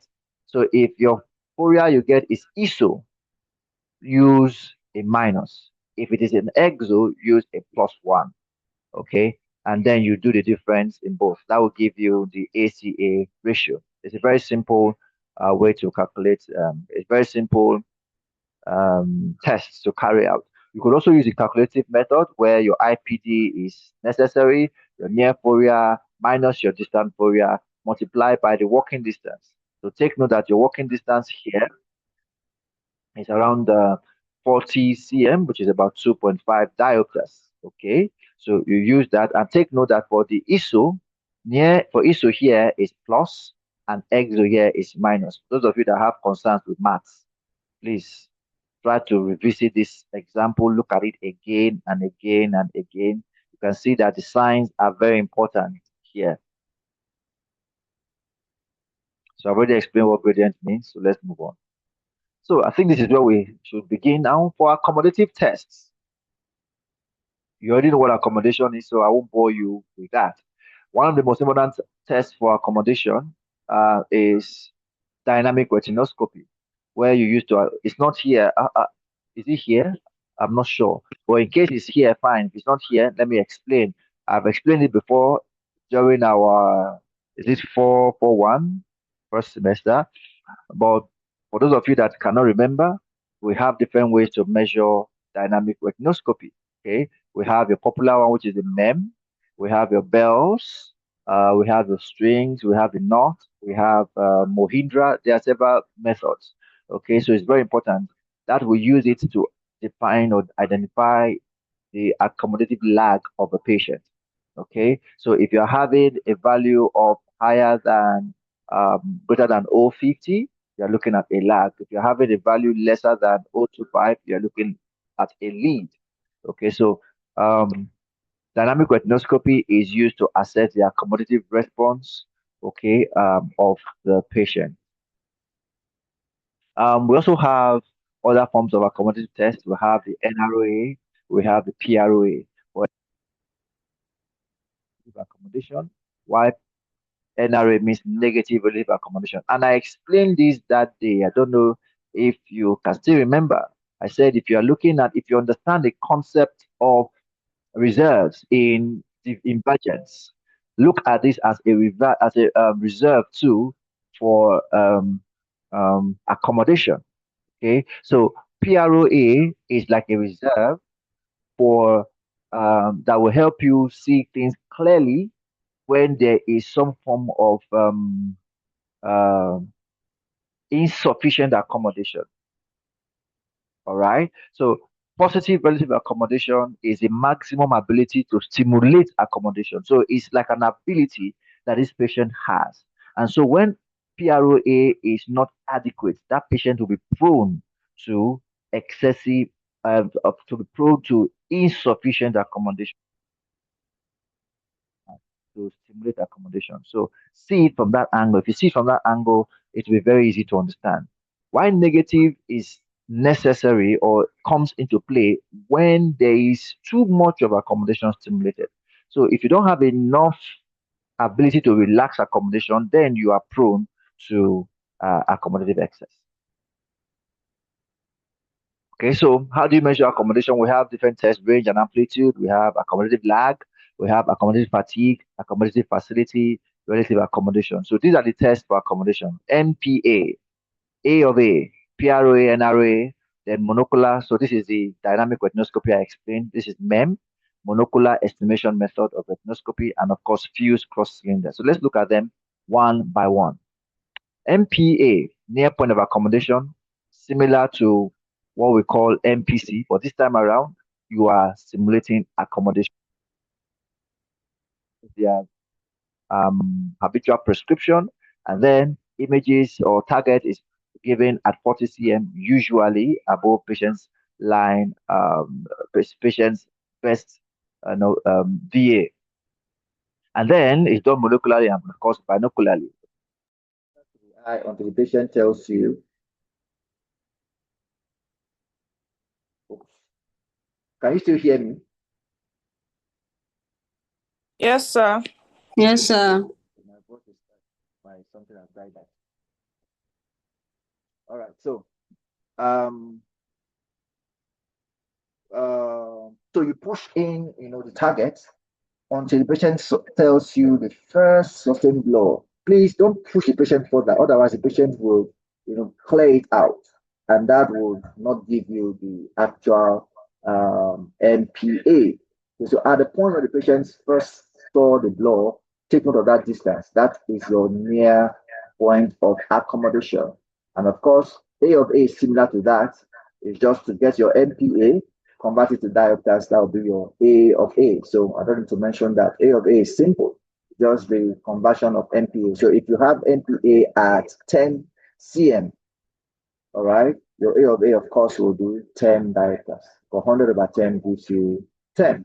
And so amplitude of accommodation simply talks about the maximum amount that patient has to be able to focus on near object. How do you measure it? Your push up to blow method or push up to clear, okay, and then your minus lens to blur. So what I explained, the push up to blur or clear is similar to your MPA, all right? But you can also use another method called the minus lens to blur, where you put the target at 40 cm, and then you increase your minus lenses until patient tells you or reports the first sustained blur. You stop, then the unique thing about minus lens to blur, take note of that, is you must add the walking distance. Walking distance is 40 cm, right? And so you must add that 40 cm to the patient's whatever, the patient's, and the amount of lens that the patient used in seeing that near that first sustained blur. So if the patient sees it at 3 minus 3, for example, adding 250 to minus 3, that will give you 550. That's the patient's A of A. And you should also know that A of A is based on age, right? You can use the Hofstadter's formula to determine if that patient's amplitude of accommodation is enough. The Hofstadter's formula is for maximum, minimum, and of course, average. And so to know the minimum that is expected for that patient, you use the minimum, which is 15 minus 0.25 multiplied by the age. Maximum talks about 25 minus 0.4 multiplied by age, while the average talks about 18.5 minus 3 multiplied by the age. I'm sure you already know that formula, so take note of that. Very strong accommodation is about 1 diopter or more above the average. When it is strong, it's about 0.5 above. Adequate is average amplitude. So when you get the average amplitude and the patient has exactly that, that is adequate for the patient. If it's weak, is when it is 2 diopters below the average. Very weak means it is 4 diopters below the average. Hofstadter's formula I mentioned before. How do you record? Record it based on the eye that you are examining. I hope I'm still loud and clear. Yes, sir. Yes, sir. Okay, great. Now, for the amplitude of accommodation, if it is less than the age, that's accommodative insufficiency. I think when we're talking about accommodative anomalies, I explained all of these things to you the other time.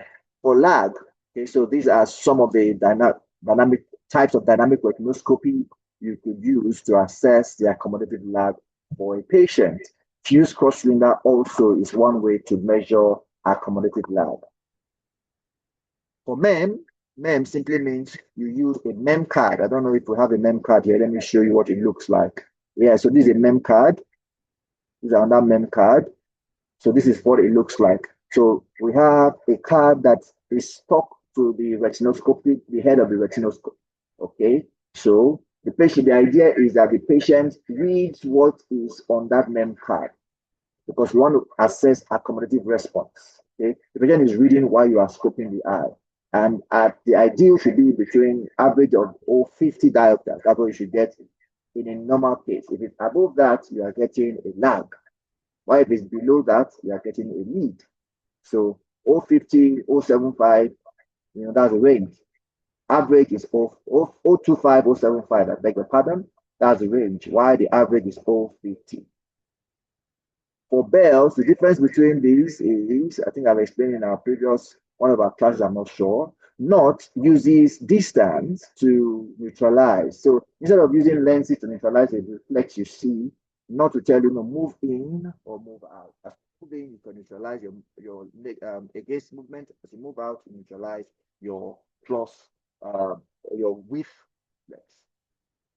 Y for bell, bell simply means there's a small bell that is attached to the retinoscopic head, and as you move, it shakes. The idea is to attract the attention of the patient. Okay. Then you also have strings. String retinoscopy is that there's a 40 cm string that is attached to the retinoscope. Okay, and the patient puts it there. So if you look at this photo very well, you will see a string.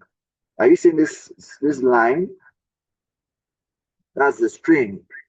So it is attached to this card, and then the patient holds it over their head here. So the patient holds it so that this distance of 40 cm is maintained, because for dynamic retinoscopy, you must maintain that distance. And you could see that we usually use a rack. Okay, or perhaps if you don't have a rack like this, you can hold some plus lenses in your hand and you just alternate to see if it what it will take to neutralize the movement you see. All right, because you cannot be looking for your lenses in your trial lens box, because you would alter the distance you are using, and when that distance is altered, it will not give you the actual dynamic retinoscopy or the actual accommodative lag that you expect. Okay, so this distance must be 40 cm. You must not move. Use lenses that easily swap from one to the other, and also you don't use a phoropter for this. Phoropter will give you what called peripheral accommodation. It will induce peripheral accommodation, and you don't want that. All right, so you don't use a phoropter for this test. That's actually a very good exam question. Okay, I've already explained this. So let's move forward. Oh, so you can see here we said no phoropter, so take note of that. For infacility, we already know what infacility is. Okay, you already know who can define infacility. Let me ask you a question now. Who is here? Or where are they? Who can define infacility for me?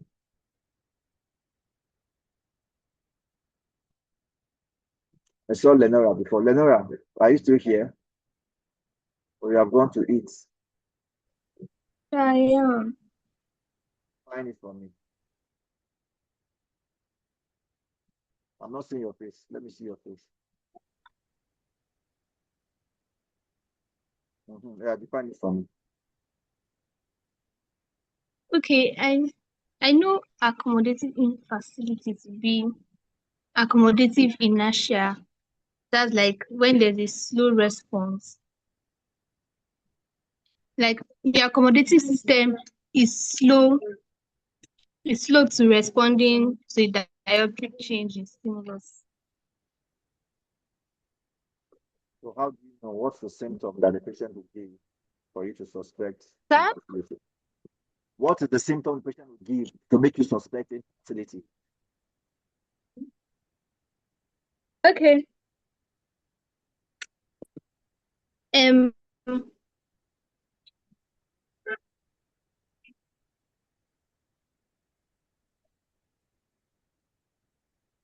I can't hear you. I know that sir. Okay, who can help her? Who can help Lenora? Abundance. Negate abundance. Sir, Yeah, help her.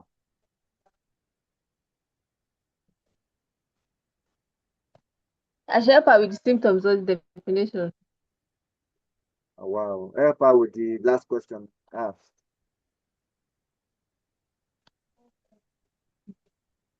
So, ways that you can see that a patient has accommodative infacility.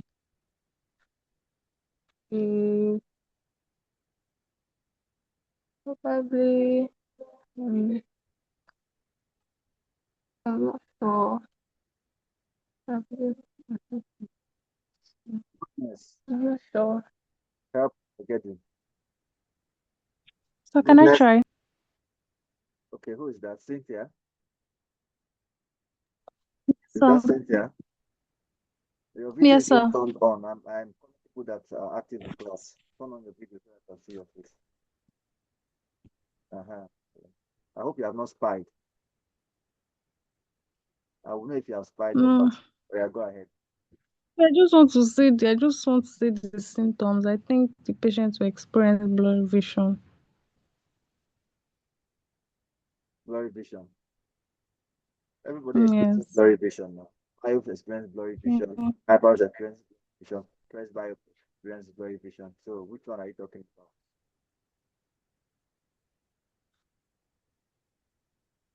Mm. You have tried. Goodness.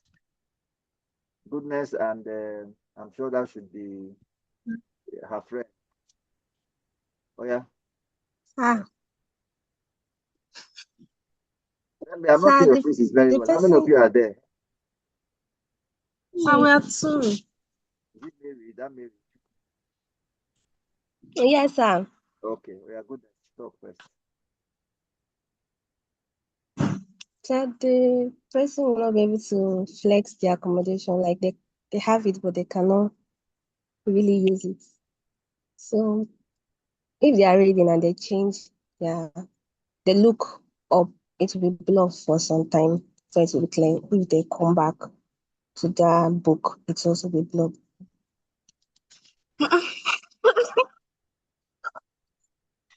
What's that? All right, so that is it, okay? Megedu and Cynthia, did you hear what she said? So that's actually Yes, sir. okay.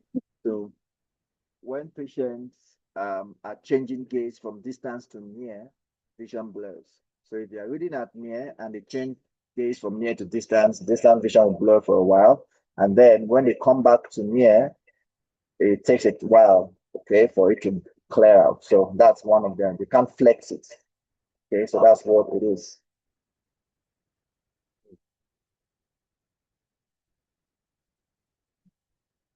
What I mean.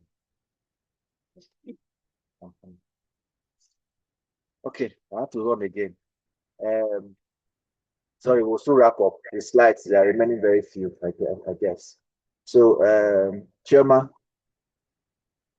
I didn't hear you guys Sir, interact. Is it again now? Is it tired now? so we tried, but then they were not responding. No, that's your class now. That's the way you people are. As you see how bad it is, how painful it is. Now you are seeing what I'm talking about. But what you can do, if they don't respond, you can throw random questions. You guys should be interactive. This is an interactive class. Talk. Some of you here, you just keep quiet. Eh? Ask questions. The serious one amongst you, ask questions. Make it interactive. Okay, so I'll be with you guys in a while. Please, don't close. Oh. Is that okay? Negedu, Okay, sir. Negedu, Patrick, Mary, Teddy, Ebo, Blessing, Sheena, Labaga, Blessing, Stephanie, Gloria. You guys are the ones that are active in this class. So then Naomi, I can see you. Who else is here? So please, Naomi, you are here and this class is dull. What is wrong with you? Naomi. Sir, she's sick. Oh, sorry. But you are here now. Try. I know you can do it, even with your sickness. Don't allow your sickness to stop you.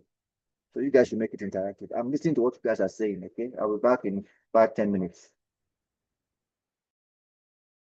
Okay.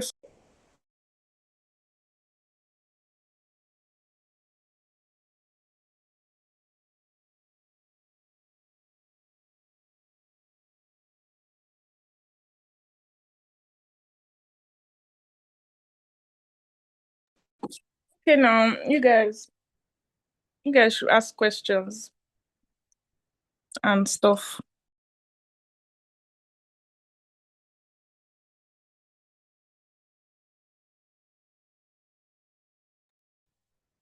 Choma, Yeah. oh, so I wanted to ask, how do you use prism bars to measure what again? Deviation. Yes, deviation. Because there's no number on it. Is there any number on it? Yeah, I think so. I think Don't you know. know the magnitude as you're moving. Like you'll be increasing from like 1 to 2 to 3, I think. So depending on the one you stop on, I think that will be the magnitude of the deviation. But you can ask him when he comes on. I've not used a prism bar before. Okay. Thank you. Yeah. You should ask questions. No, not me, Sha, but like just ask questions that other people answer.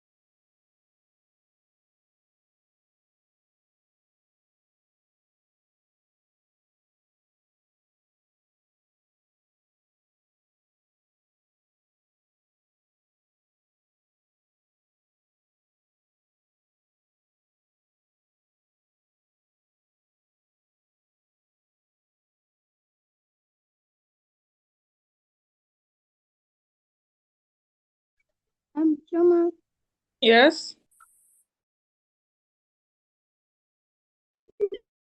can you explain how the slipper test works?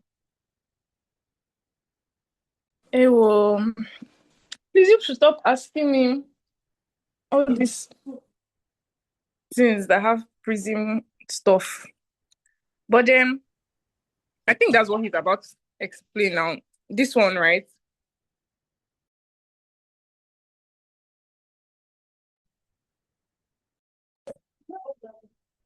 Sorry, is it with the is it for accommodative infacility that you're asking? And just in general, that plus 2 and minus 2 slipper test. Oh,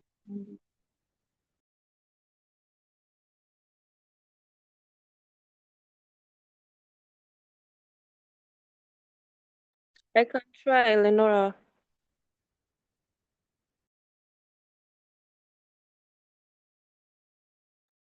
Shoma, Yes. can you guys hear me? Yes, we can. Okay, I said I want to try. Okay. Okay, so what I understand about the flipper test is that there is plus 2 and minus 2, and you're just trying to clear it. So you know that plus relaxes accommodation and minus stimulates accommodation. So it's basically giving your eye something that would induce accommodation, then see how it will react. If it will clear the one that will relax it to, just to check how flexible your eyes is. So that's why people that have accommodative infacility fail it, because their accommodation is not flexible. They can't flex. I don't know if I make sense. you. Yes, you do. And then I think they do it fast so that to see how fast you can react to the change. So a bit to stop prism adaptation, but I don't know. Is there prism in this one? She is +2 and -2. So it's just two. Since it's accommodation, it's just relaxing and stimulating. True, true. So which one is now the one that has the prism flipper facility? Prison flippers are they for for infertility? Like, I don't know, there was something that he showed us. I don't know. But then there was like prism, one base, the base in and base out, something like that. Sha. But since this one is for accommodation, I'm using plus and minus lenses, then if we're using prism flippers, it should probably be for like divergence to cause like convergence, divergence, back and forth type of thing. I don't know, Sha. Like, I don't really, all these things that have to do with facility and cycles per minute, I don't really get the concept yet. I just have like an idea.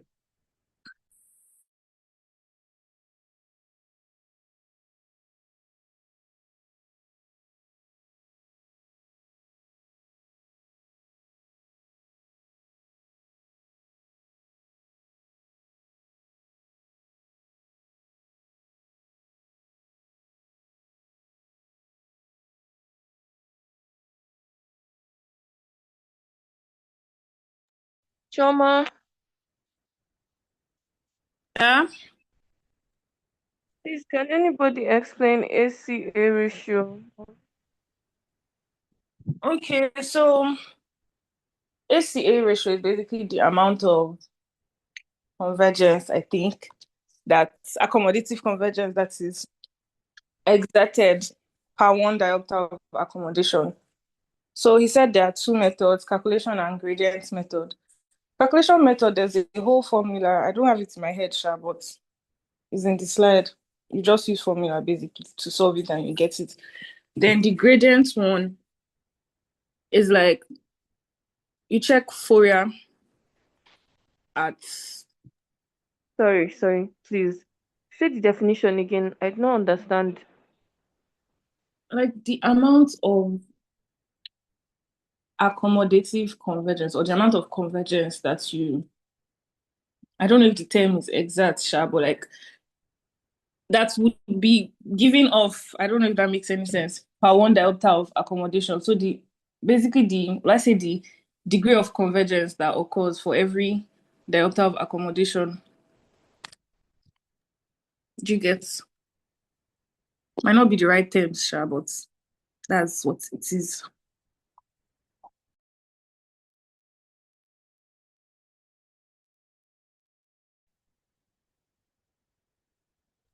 I'm not in my book right now, but I should have jotted it down that day. And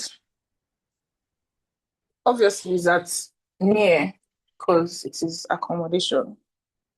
So you check Fourier at near, then with habitual prescription, everything, you check the Fourier at near, you record it. Then if it is exo, you should use plus lenses to relax because the patient is already like deviating outward. So convergence would be hard or they might not even be able to converge. So it's counterproductive. So it's just better to use, you can use plus lenses like +1 or -1. You can either relax or stimulate. It's still the same thing because the same effort to take you to relax one diopter is the same effort to take you to stimulate one diopter of accommodation. So when you add the one diopter, that's for the exo, +1 diopter, you measure Fourier again. Then whatever you get, the difference between it is the ACA ratio. So if maybe I'm sorry, what's the normal? I think the normal is supposed to be like 6, 4 to 6 or something. Let me go and find my book. But basically, that's just like the difference. So for some tested the person at near and you got 4 ISO, you could now use a minus lens because the person's already converging. Not going to be hard. You can use a minus lens, -1. Then whatever you get after putting the minus ones. You just get the difference between the new one and the old one, and that would be your ACA ratio.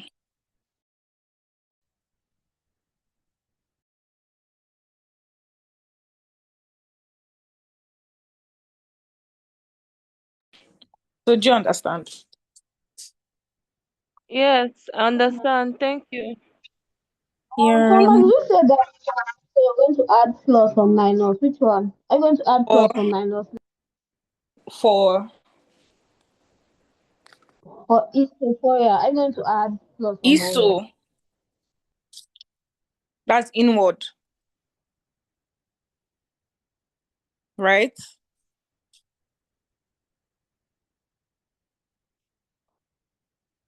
Princess, did you say ISO?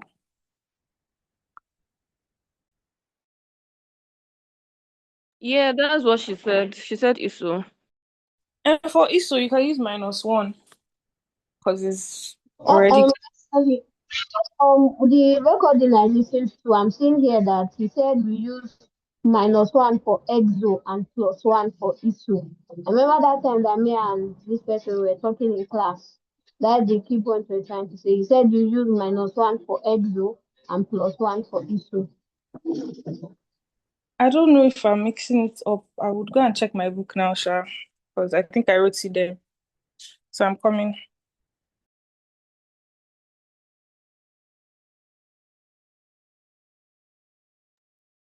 Okay, so what he said in class for extra deviation, we're using plus length, then ISO minus. I agree with Lenora because it makes sense. ISO means the eye is already converging, so just give minus, it's Yeah, that's what I stimulating have. accommodation anyways. You guys, please, can you clarify it again? I didn't get it. Is it for the EXO and ISO? Yes. Yes, how did we even get there? ACA ratio, like how to get ACA ratio using gradient method that you check for Fourier at near. Then, they said ACA ratio is basically the amount of convergence that is, I don't know if the word to use for stimulated or exerted, or basically the amount of convergence that is exerted per one delta of accommodation. And he said that,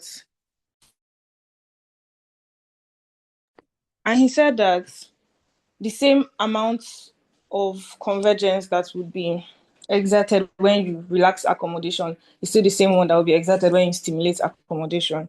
So if you check Fourier at near and maybe the person is like exo, you shouldn't use a -1 to stimulate accommodation because they're already deviating outward.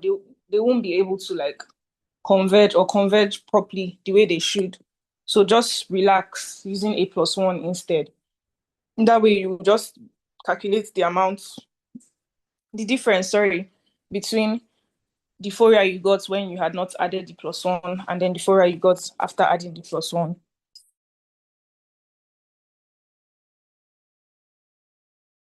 Okay, thank you.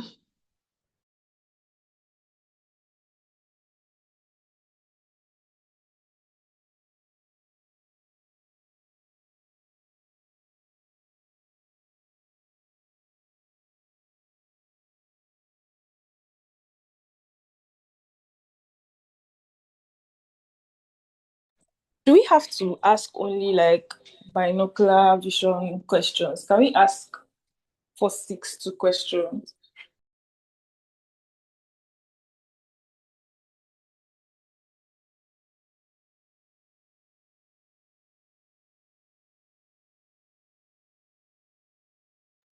I guess nobody's stopping us now.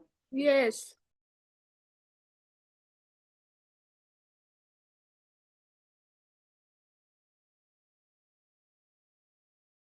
The issue is most of my questions come with like pictures and I don't know how to start showing that because there are a lot of funny things I'm seeing in those pictures that I cannot explain. Maybe you can just prove. Hmm? Maybe you should send it to the group, our group.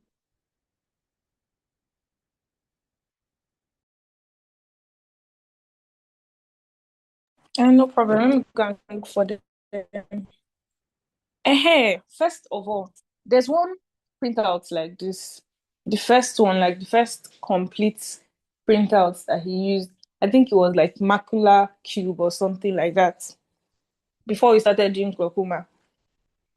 I don't really understand what's happening there. Like the maps and the names are confusing because first this one will be thickness map, then another one is thickness map again, another one is deviation map, but it's still thickness map.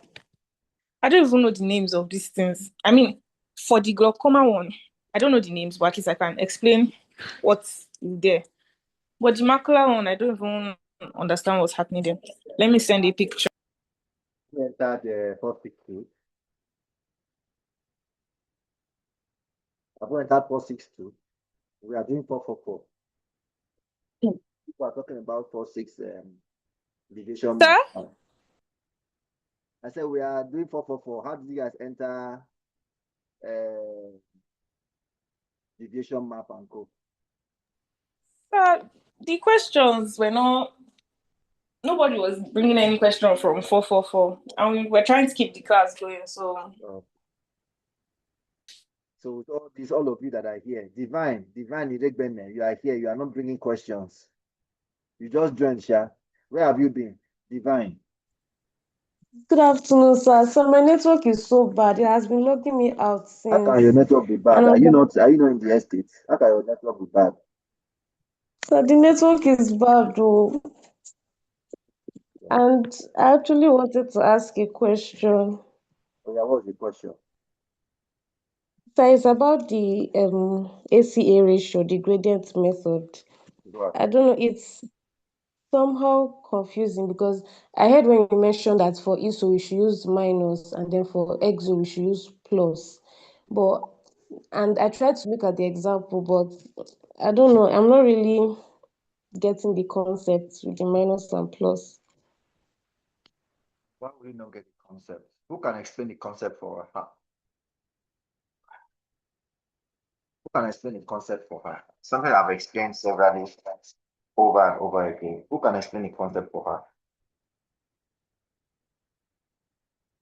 Okay, you were not in class when I explained it last time. Now I remember. Yes, you were not in class, right? So who can explain the concept for her quickly? Where is that's the problem people have. You will not talk until I call your name. Lenora, explain the concept for So I her. said I can try. Okay, go ahead. I was not hearing you. Okay. So you said for ISO deviation we should use a minus. So ISO.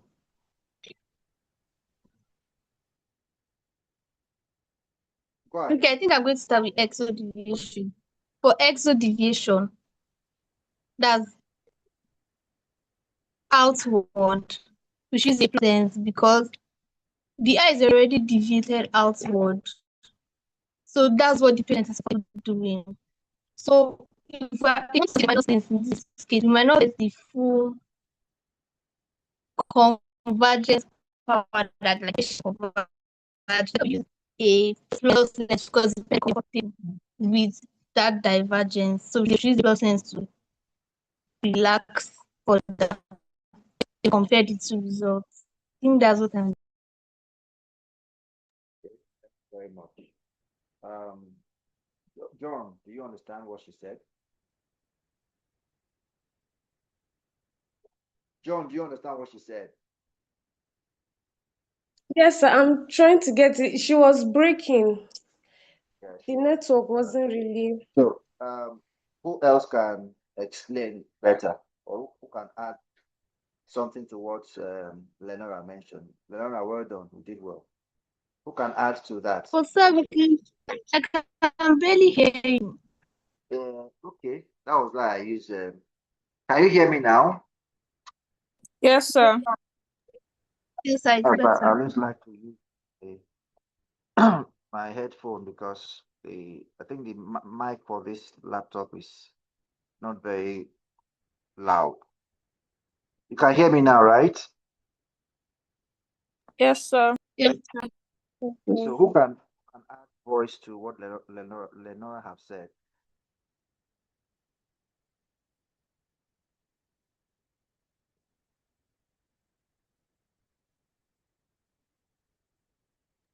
So I can try. Oh, yeah, Naomi. Oh, I heard you were not so strong. Sorry. Thank you, sir. So, according to what But you are not Chairman loud. You are very explained to low. me, I can barely hear you, and I cannot see your face. Please, sorry, if I'm talking, you are talking to me. Let me see your face, please. sir, I'm trying. So I'm in the toilet trying to throw up. Oh, oh. So sorry. Yeah, now go ahead. Go ahead. I don't want to see your toilet. Go ahead. So what I understood was that it's done at near and um what was the question, sir? Question is, why do you use plus lens for exo and minus lens for ISO? She doesn't really understand the concept. Okay, for exo, the eye is already deviated outwards, and plus lenses relaxes accommodation. So to avoid stressing the eye, using a minus lens to stimulate accommodation would just be, stressful. So plus is for exo, and ISO when the eye is already converging, you use minus lenses to stimulate accommodation, and convergence and accommodation go hand in hand. Then Choma said that you basically calculate the difference between um, when you've done the test first without adding any plus or minus one. When you've done it and you've calculated the amount of Fourier. So if it's isophoria, you use your minus one, then do the test again, then calculate the difference between them. That is the ACA ratio. Okay, thank you very much, Naomi. John, do you understand it now? Yes, sir. Are you Thank sure? you. Yes, sir. Thank you, sir. All right. So in summary, any eye that is out, that's exo, the only thing they can do is to diverge. If you're giving them a minus lens, you may not be able to get any form of convergence from them. So what they know how to do more is diverge. So you can only what you can only get with one diopter of accommodation is when you use a plus lens for them. While for ISO deviation, you use minus because they can only converge because they are ISO. For you to get one diopter of accommodation from them, either, of course, this time around you are stimulating, the other one you're relaxing. So that's the idea. Whether you relax or you contract, you relax or you stimulate, you are still doing the same one diopter. So it's one diopter of relaxation, one diopter of stimulation based on the patient's ability. And so that's why we use plus one or minus one. Okay, so I think we can continue. Do you still have any other question? I'd like us to wrap up in the next 10 minutes. Sir, Yes. we're still not getting the concept because you say we're using plus lens to relax, but the eye is already outwards. So I don't Is it know. accommodating? There's no accommodation. So what are we relaxing? Okay. How will I put it now? Um, just think of it as you cannot give what you don't have. Do you understand? Olohi, are you with Yes, me? sir. You cannot give what you don't Yes, have. sir. Plus lenses, plus lenses relaxes accommodation, right? While minus lenses stimulates accommodation. Are we together? So you cannot give what you don't have. So if I already know that an ISO patient can't relax accommodation due to the fact that there's a direct connection between divergence and accommodation. An ISO patient may find it difficult, I wouldn't say cannot, but they will find it difficult to relax accommodation because they are ISO, their eye is in, so they are prone. What they have at that point is convergence alongside stimulation of accommodation. They cannot relax, or they may find it difficult to relax.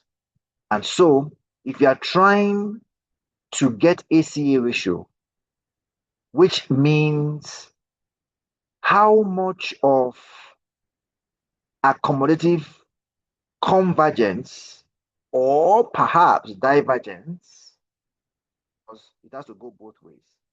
But we look at it from the convergence part. How much accommodative convergence would you have when you use one diopter of accommodation? Now, the one diopter of accommodation we're looking at here could be plus or minus. And we know that this patient we are taking the ACA ratio of or for cannot converge or cannot diverge because they are isophoric. It will not make sense giving them a +1 because a +1 will not maximize the exact amount of accommodative convergence that should be stimulated because they cannot react accurately to that +1 that you're going to put in front of them because they don't have divergence. They don't know how to relax. Although, do you understand what I'm saying? Yes, sir. So they don't have it. And if you don't have it, you can't give it. What they have is convergence, excess of it. So yes, they can stimulate. So the accommodation can be stimulated. So I will use something that will stimulate them. So I will use a minus lens to get that accommodative convergence that I'm looking for. You know, it's a ratio of accommodative convergence to one diopter of accommodation. So one diopter of accommodation in terms of convergence, if the patient is isophoric, well, that's what they can give, while divergence if the patient is an exophoric patient, because that's exactly what they can give. Does it make sense? Yes, sir. Do you know I'm not seeing your face? Your name is blocking your. Raise that something. I'm not seeing your full face. But anyways, let's continue. But is it clear? Maybe do you understand?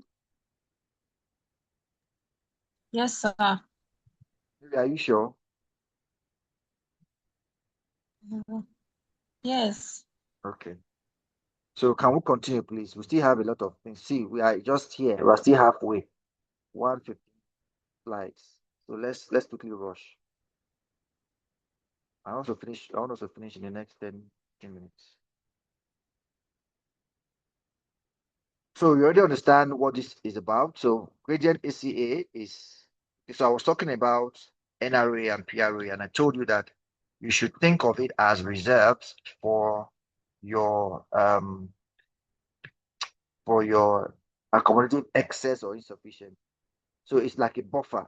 So your PRA and NRA systems are like buffer systems to ensure that you are still seeing clearly. So when there's insufficient accommodation, right? Or when you are trying to relax accommodation, what you need or what helps you to relax accommodation is NRA. What helps you to simulate accommodation when you need to is PRA. Does that make sense? Divine, does it make sense? I know you were not in the class last time. Divine, does it make sense?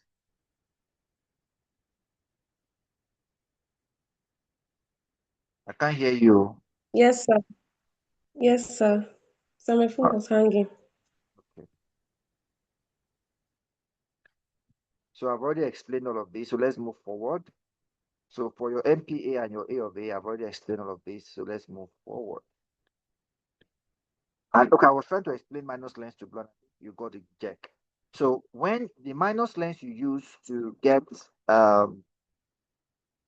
your what was it called? To get your first sustained blur, you must make sure you add your plus 150 plus 250, which is equivalent to your 40 cm. We call it the working distance length. You add it to your power, and that will be the patient's A of A. So I was explaining what accommodative lag is. I think we've passed all this place. So you already know. So I said the lag is usually between 050 or 075. Anything higher than that is abnormal. And I've already explained the main procedure, so let's move forward. So I was explaining facility when I left you guys, and somebody was actually explaining the signs that the patient would have, or the symptoms that the patient would have for accommodative in facility. And so when you're looking at near and you change from near to distance, vision will blur out. And I also explained to you the other day how to carry out this test. So for facility test, you use your flipper lens plus minus 2 flipper lens. You use it to assess your AI, accommodative in facility. All right. And how do you do it? You put the plus lens. The patient has a reading chart at 40 cm, and you put in the. You start with plus or minus, Lenora. Lenora, which one do you start with? Plus or minus? So it starts with plus. Why? Plus, you have to relax foundation before simulate to avoid a spillover. Very good. Please don't forget this concept. It's very, very important. Okay. So you start with your plus lens, let the patient read, then you flip over to your minus area. The patient will experience some blur. The patient will clear it out with time. Okay, so how many of that? So a plus and a minus lens in front of the eye is one circle. How many cycles can that patient do in 1 minute? That would give you the facility. So the expected findings for the ages of 8 to 12 is around 7 circles per minute monocularly and 5 circles per minute binocularly. Now, there's a very significant something, listen to this, there's something you need to know about monocular and binocular, okay? For monocular, sorry, just give me a moment. This, let me get my mic.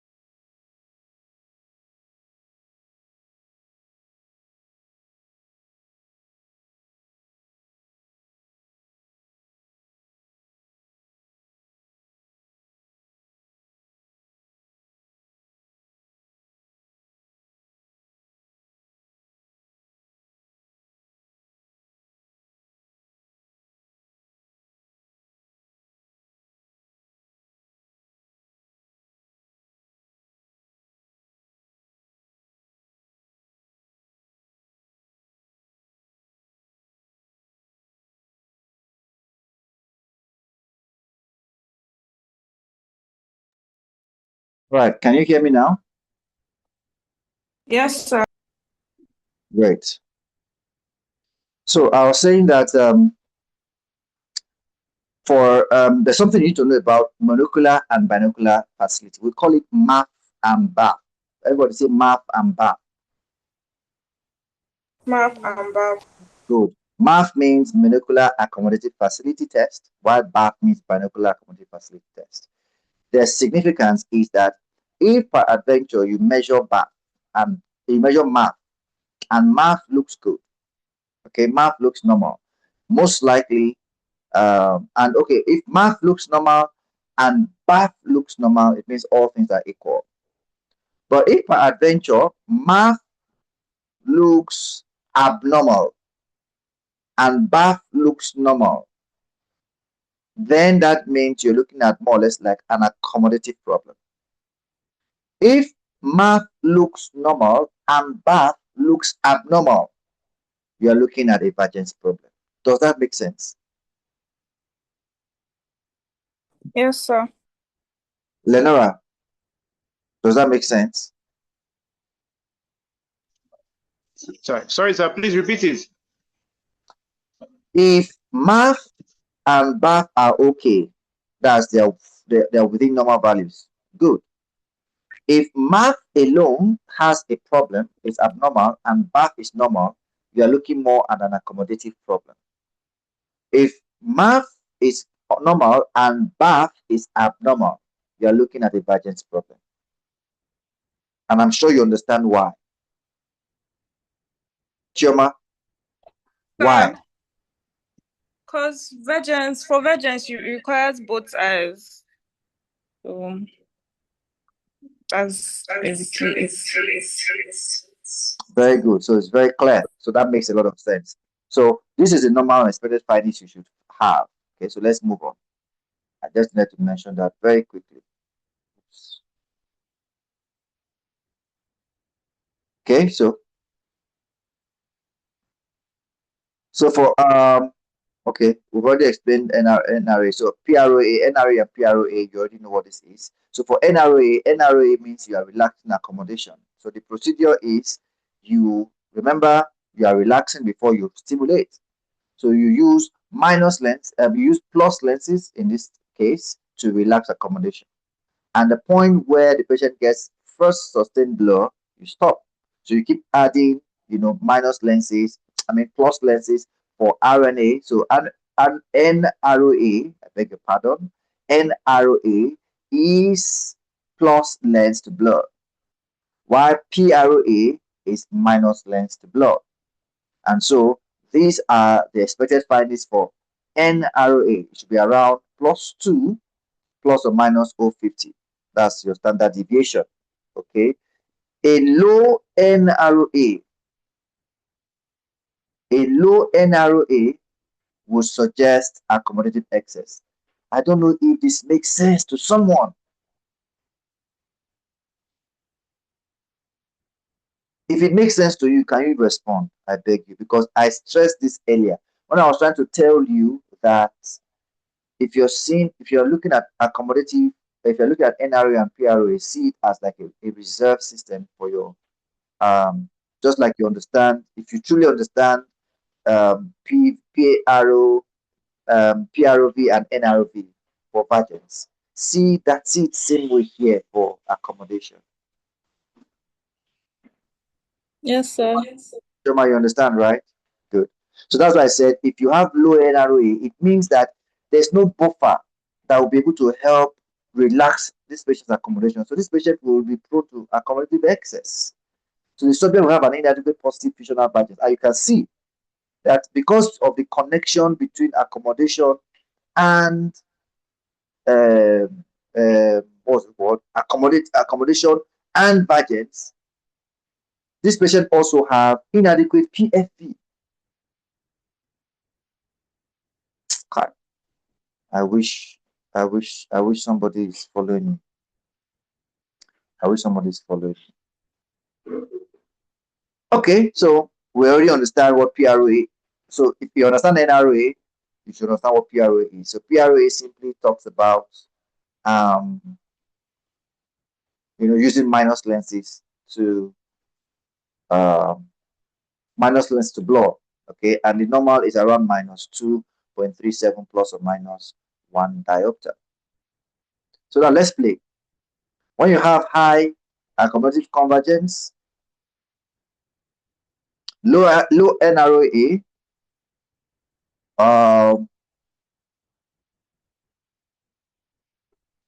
okay, so what this table is talking about, let me just open everything down so that you understand what we mean. So for low NROA, when you have high ACA, low NROA, that's low negative relative accommodation, we usually present with high ACA and low PFV, and of course low convergence. Low PROA will present with low ACE, that's accommodative convergence, low NFV, and then high convergence. There's a question I want to ask. I will ask it in the exam. I hope I remember. Yes, cross-cylinder tests. This is also another very interesting test you use to assess. You use to assess also few what's the word? You use to assess. Um, sorry, I'm a bit distracted. Let me go back into my office.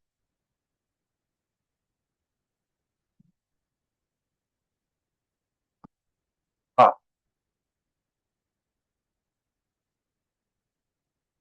so you use it to assess your lack of accommodation. Okay, just like you do with your NRO, your dynamic retinoscopy, your MEN. So these are not tests to assess your accommodative lag.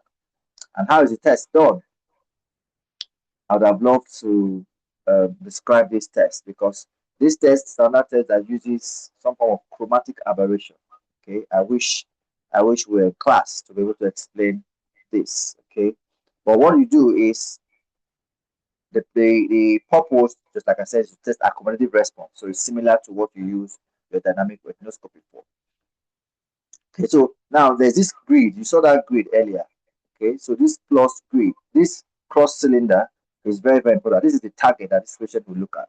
But there's a grid we call the plus minus O50 lens. It's a cross cylinder lens. It's in your phoropter alongside your trial lens box. Okay, so it's different from your JCC. It's called a cross cylinder. So it means that it has both plus O50 cylinder and minus O50 cylinder. It's just like your JCC anyway. So your JCC is actually a cross cylinder. That's why it's called Jackson cross cylinder. Okay, so it has both plus O50 and minus O50 on the same lens. So that is what you use for this test. Now, you ask the patient, when you put it in front of the eye, you ask the patient which lines on the grid appears darker and more distinct. Is it the horizontal or the vertical? And when the patient tells you that, oh, I see the horizontal lines darker, okay, that means there's no lead of accommodation.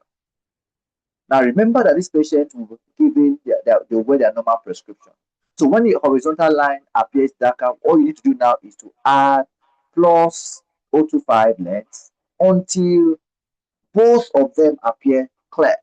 That they are equally clear, both the horizontal and the vertical lines. But I usually also tell you, go ahead. So let it be that the vertical lines are obviously clear. So you are doing your bracketing now. Okay, so you shoot, overshoot, then you return like a reversal. Okay, then you come back, reduce your minus lenses until both appear clear. At that point, is your whatever lens that makes both of them appear clear is your lag of accommodation or your accommodative response. And we often say that it should be between O50 plus or minus O50. That's what we said earlier, just like for your MEM, right? Okay, for non-press biopsies, it should be between that, but for know that anything greater than +1 suggests a high lag. Therefore, this patient may need bifocals.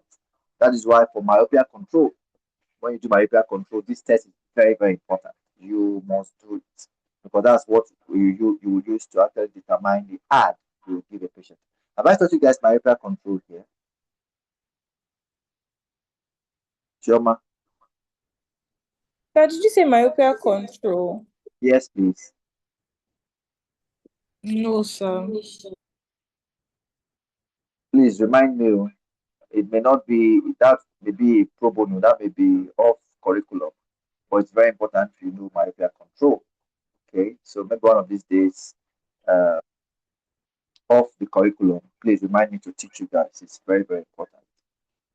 I think I've taught the higher level. Maybe when you get there, we'll discuss that because it's very, very important to know that. So anything lower than O25 is a lead of accommodation. So that patient is over accommodated. But one of this test is not commonly done because the quicker and the easier one, like your dynamic retinoscopy, gives you the same information. So it's scarcely done. For the difference between monocular and binocular cross-cylinder test is that for monocular is the same thing as dissociated cross-cylinder test, you will still see it. Okay, while for binocular it is associated. So if you observe for binocular, we didn't look at dissociation, but monocular here you must dissociate. You use maybe prisms to dissociate the eye. Okay, so that each eye is seen monocularly, and then you're able to get the accommodative response. Motility, we've already explained all of this, so let's move forward. The motility tests, we did it earlier before, so your broad H test actually covers all of this, and you know the area of muscle that have some form of concern. Also, test for budgets. Okay, so the first one there we look at is your NPC. I've already explained all what this is about, accommodative budgets, so we already know what it's about. We did this in the first session. Is that also what I told you, the type of budgets we have? Chioma, am I correct? Yes, sir. I told you that it's only two you can measure. What are they? What are the Sir? two? What are the two budget systems that can be measured among these four? Sir, functional and accommodative convergence.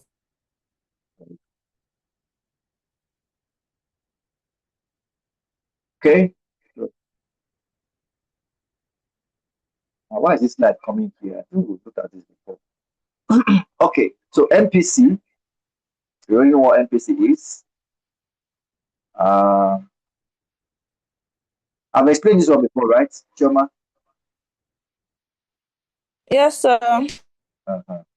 So for those of you that don't know, this is just a revision, like I said. So NPC is near point of convergence. You use a fine accommodative target. Patient take it in until patient reports blur, rather break, not blur. Although it may turn blur initially before it breaks into two. Okay, so when the patient reports that it breaks, then that's the point of that's the limit of budgets, and take it back, it becomes normal again. For facility, I've also explained this, right? I'm trying to beat time because I have another appointment outside here. Shoma, I've explained this one before, right? Yes, sir, but can you explain it again? It's simple now. This is just like a facility test, accommodative facility test. So for budget facility test, you use prisms this time around, and I said you use for different types of prisms: base in prism and base out prism. Yes, you could use 8 prism base in and 8 prism base out, but I told you that it's rare. What you find more common is your 12 prism base out and your 3 prism base in. And I told you the reason why 12 prism is higher, because you do more of convergence than divergence. Okay, base out will help the eye to converge, base in will help the eye to diverge. Is that not so? So that is why you use 12 prism base out and 3 prism base in. And I told you, you just want to see how flexible that patient's budget system is. It's also the same thing as, the patient takes a reading material at 40 cm and you introduce these prisms simultaneously in front of both eyes or in front of one eye, because you don't have it as a flipper, you have it singly. So you put it in front of one eye and let the patient read as you flip. So you start with the divergence, which is the base in, let the patient read, then you put the 12 prism base out. The patient will stop, try to clear it because it will double out, clear it, and then when the patient is reading again, you flip it back to base in. A base out and a base in is one cycle. How many of that cycle can the patient read in 1 minute? That's all. Okay, so it's similar to what you do in your accommodative facility test. And your normal values is around 10 seconds or 15 seconds, around after 10 to 15 seconds per minute. I also explain what functional convergence is. I've already explained all of these tests. For functional convergence, you'll talk about that, we'll call that your base out divergences. Am I correct? Yes, sir.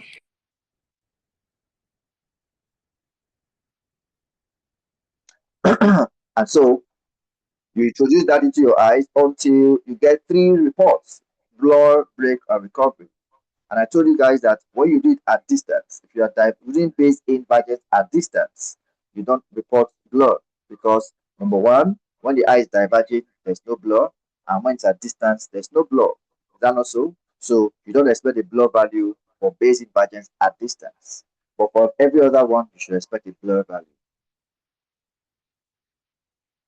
And I explained that the blur talks about limits of accommodation, break limits of budgets. Recovery talks about flexibility.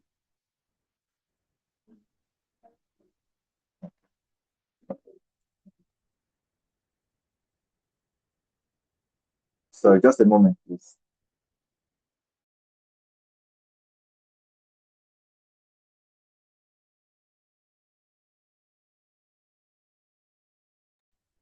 All right. So just a moment. I have another appointment outside the office now, so I just have to quickly wrap up on this. I hope you can still see me. You can Yes, still see me sir. and hear me. All right. So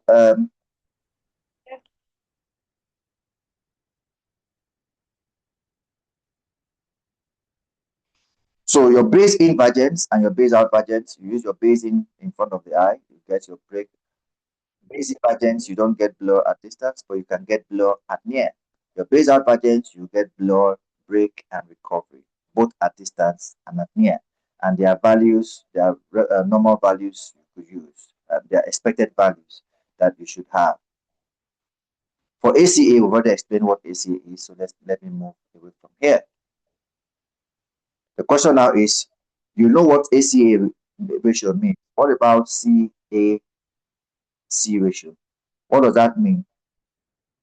It means convergence accommodative to convergence ratio. So this time around, you're flipping the die around. We are now asking how much convergence accommodation you get per one prism diopter of convergence.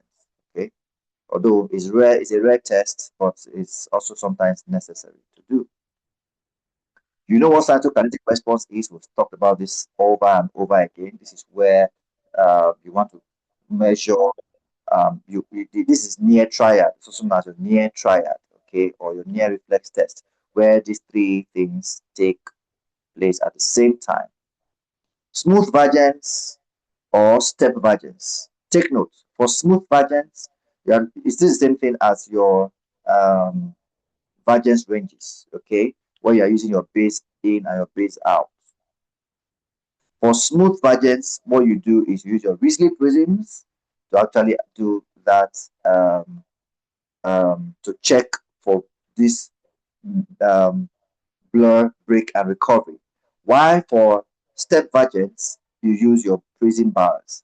The reason why, for prism bars, from one prism to the other, there's actually an image jump. But for Risley prisms, you don't have that. So that's the difference between step variance and smooth variance. Does that make sense? Does that make sense, please? Sir, please can you go over it again? I just showed you what step variance is. Step variance is not something it was just mentioned here. Smooth variance. So in smooth variance, what we do is we use Risley prisms. Do you understand? So all the tests you're going to be hearing here now are called smooth variance tests. They are still the same variance test we're talking about, your base in and base out that I've explained.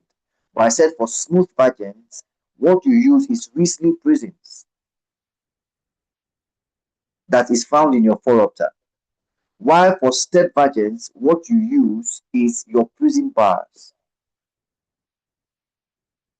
I just needed to mention this so that you understand what, in case you see smooth variance or step variance tests. If it's a step variance, you are using prism bars. If it's a smooth variance, you are using Risley prisms. Is that clear? Yes, sir. Sir, is step variance the Yes, same sir. thing as jump variance? That's what I'm saying. It's the same thing because there's an image jump when you use a prism bar. You know what a prism bar looks like? I've shown you guys in class. When you move from one prism to the other, there's an image jump, right? Yes, sir. So this is all things we explained before. Your base in budgets, just negative fictional budgets, use your Risley prisms and your base out. So all the things I explained before is here. So these are the normal values you have. I've already explained that your base, if you don't have a blur, your base in budgets don't have blur. You can see it here. At distance, you don't have a blur. So it's X. It's noted as X. But your base out and every other one have blur.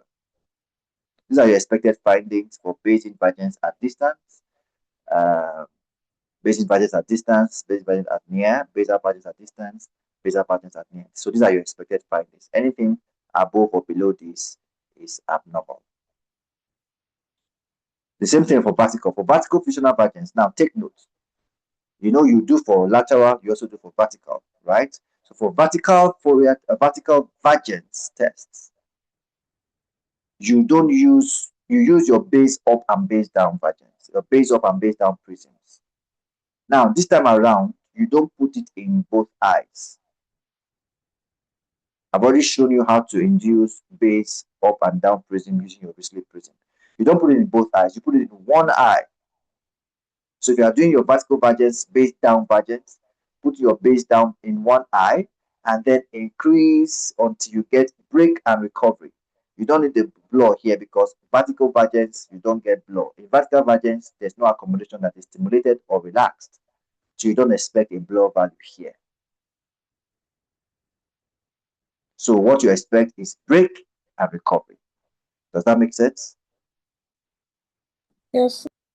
Good. So these are the values you get for supravergence, break and recovery. For infravergence, which is based down, is break and recovery you get.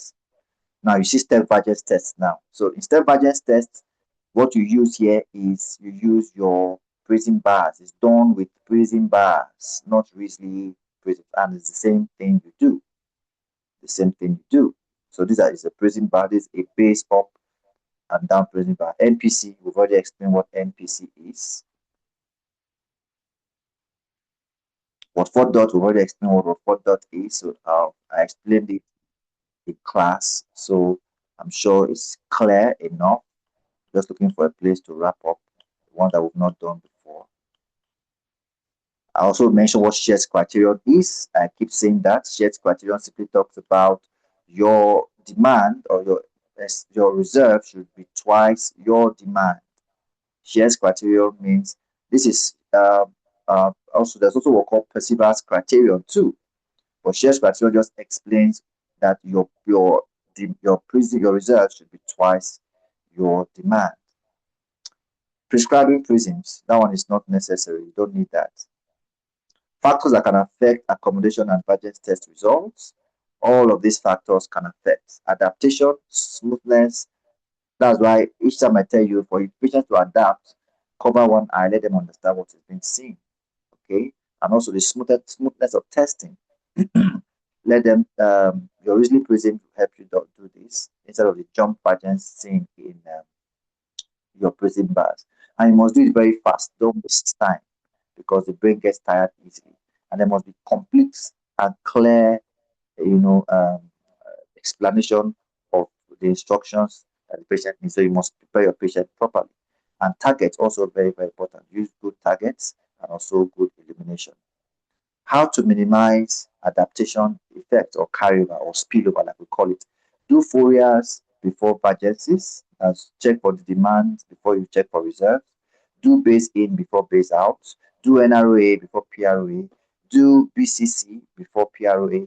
So don't allow patients to look through the prism or arts longer than necessary. These are ways to minimize adaptation. In conclusion, blah, blah, blah. Thank you very much. Sorry, I'm actually in a hurry. I have to meet someone up by 3 p.m. and it's already past 2. I know you don't have questions. Do you have any questions? Any questions? It seems I'm the only one here. All of you have turned off your video. I can't see anybody's face.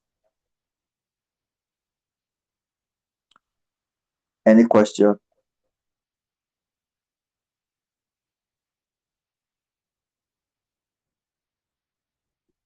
All right. So in the absence of any question, I will still make available this recording so you guys can have access to it on the YouTube channel.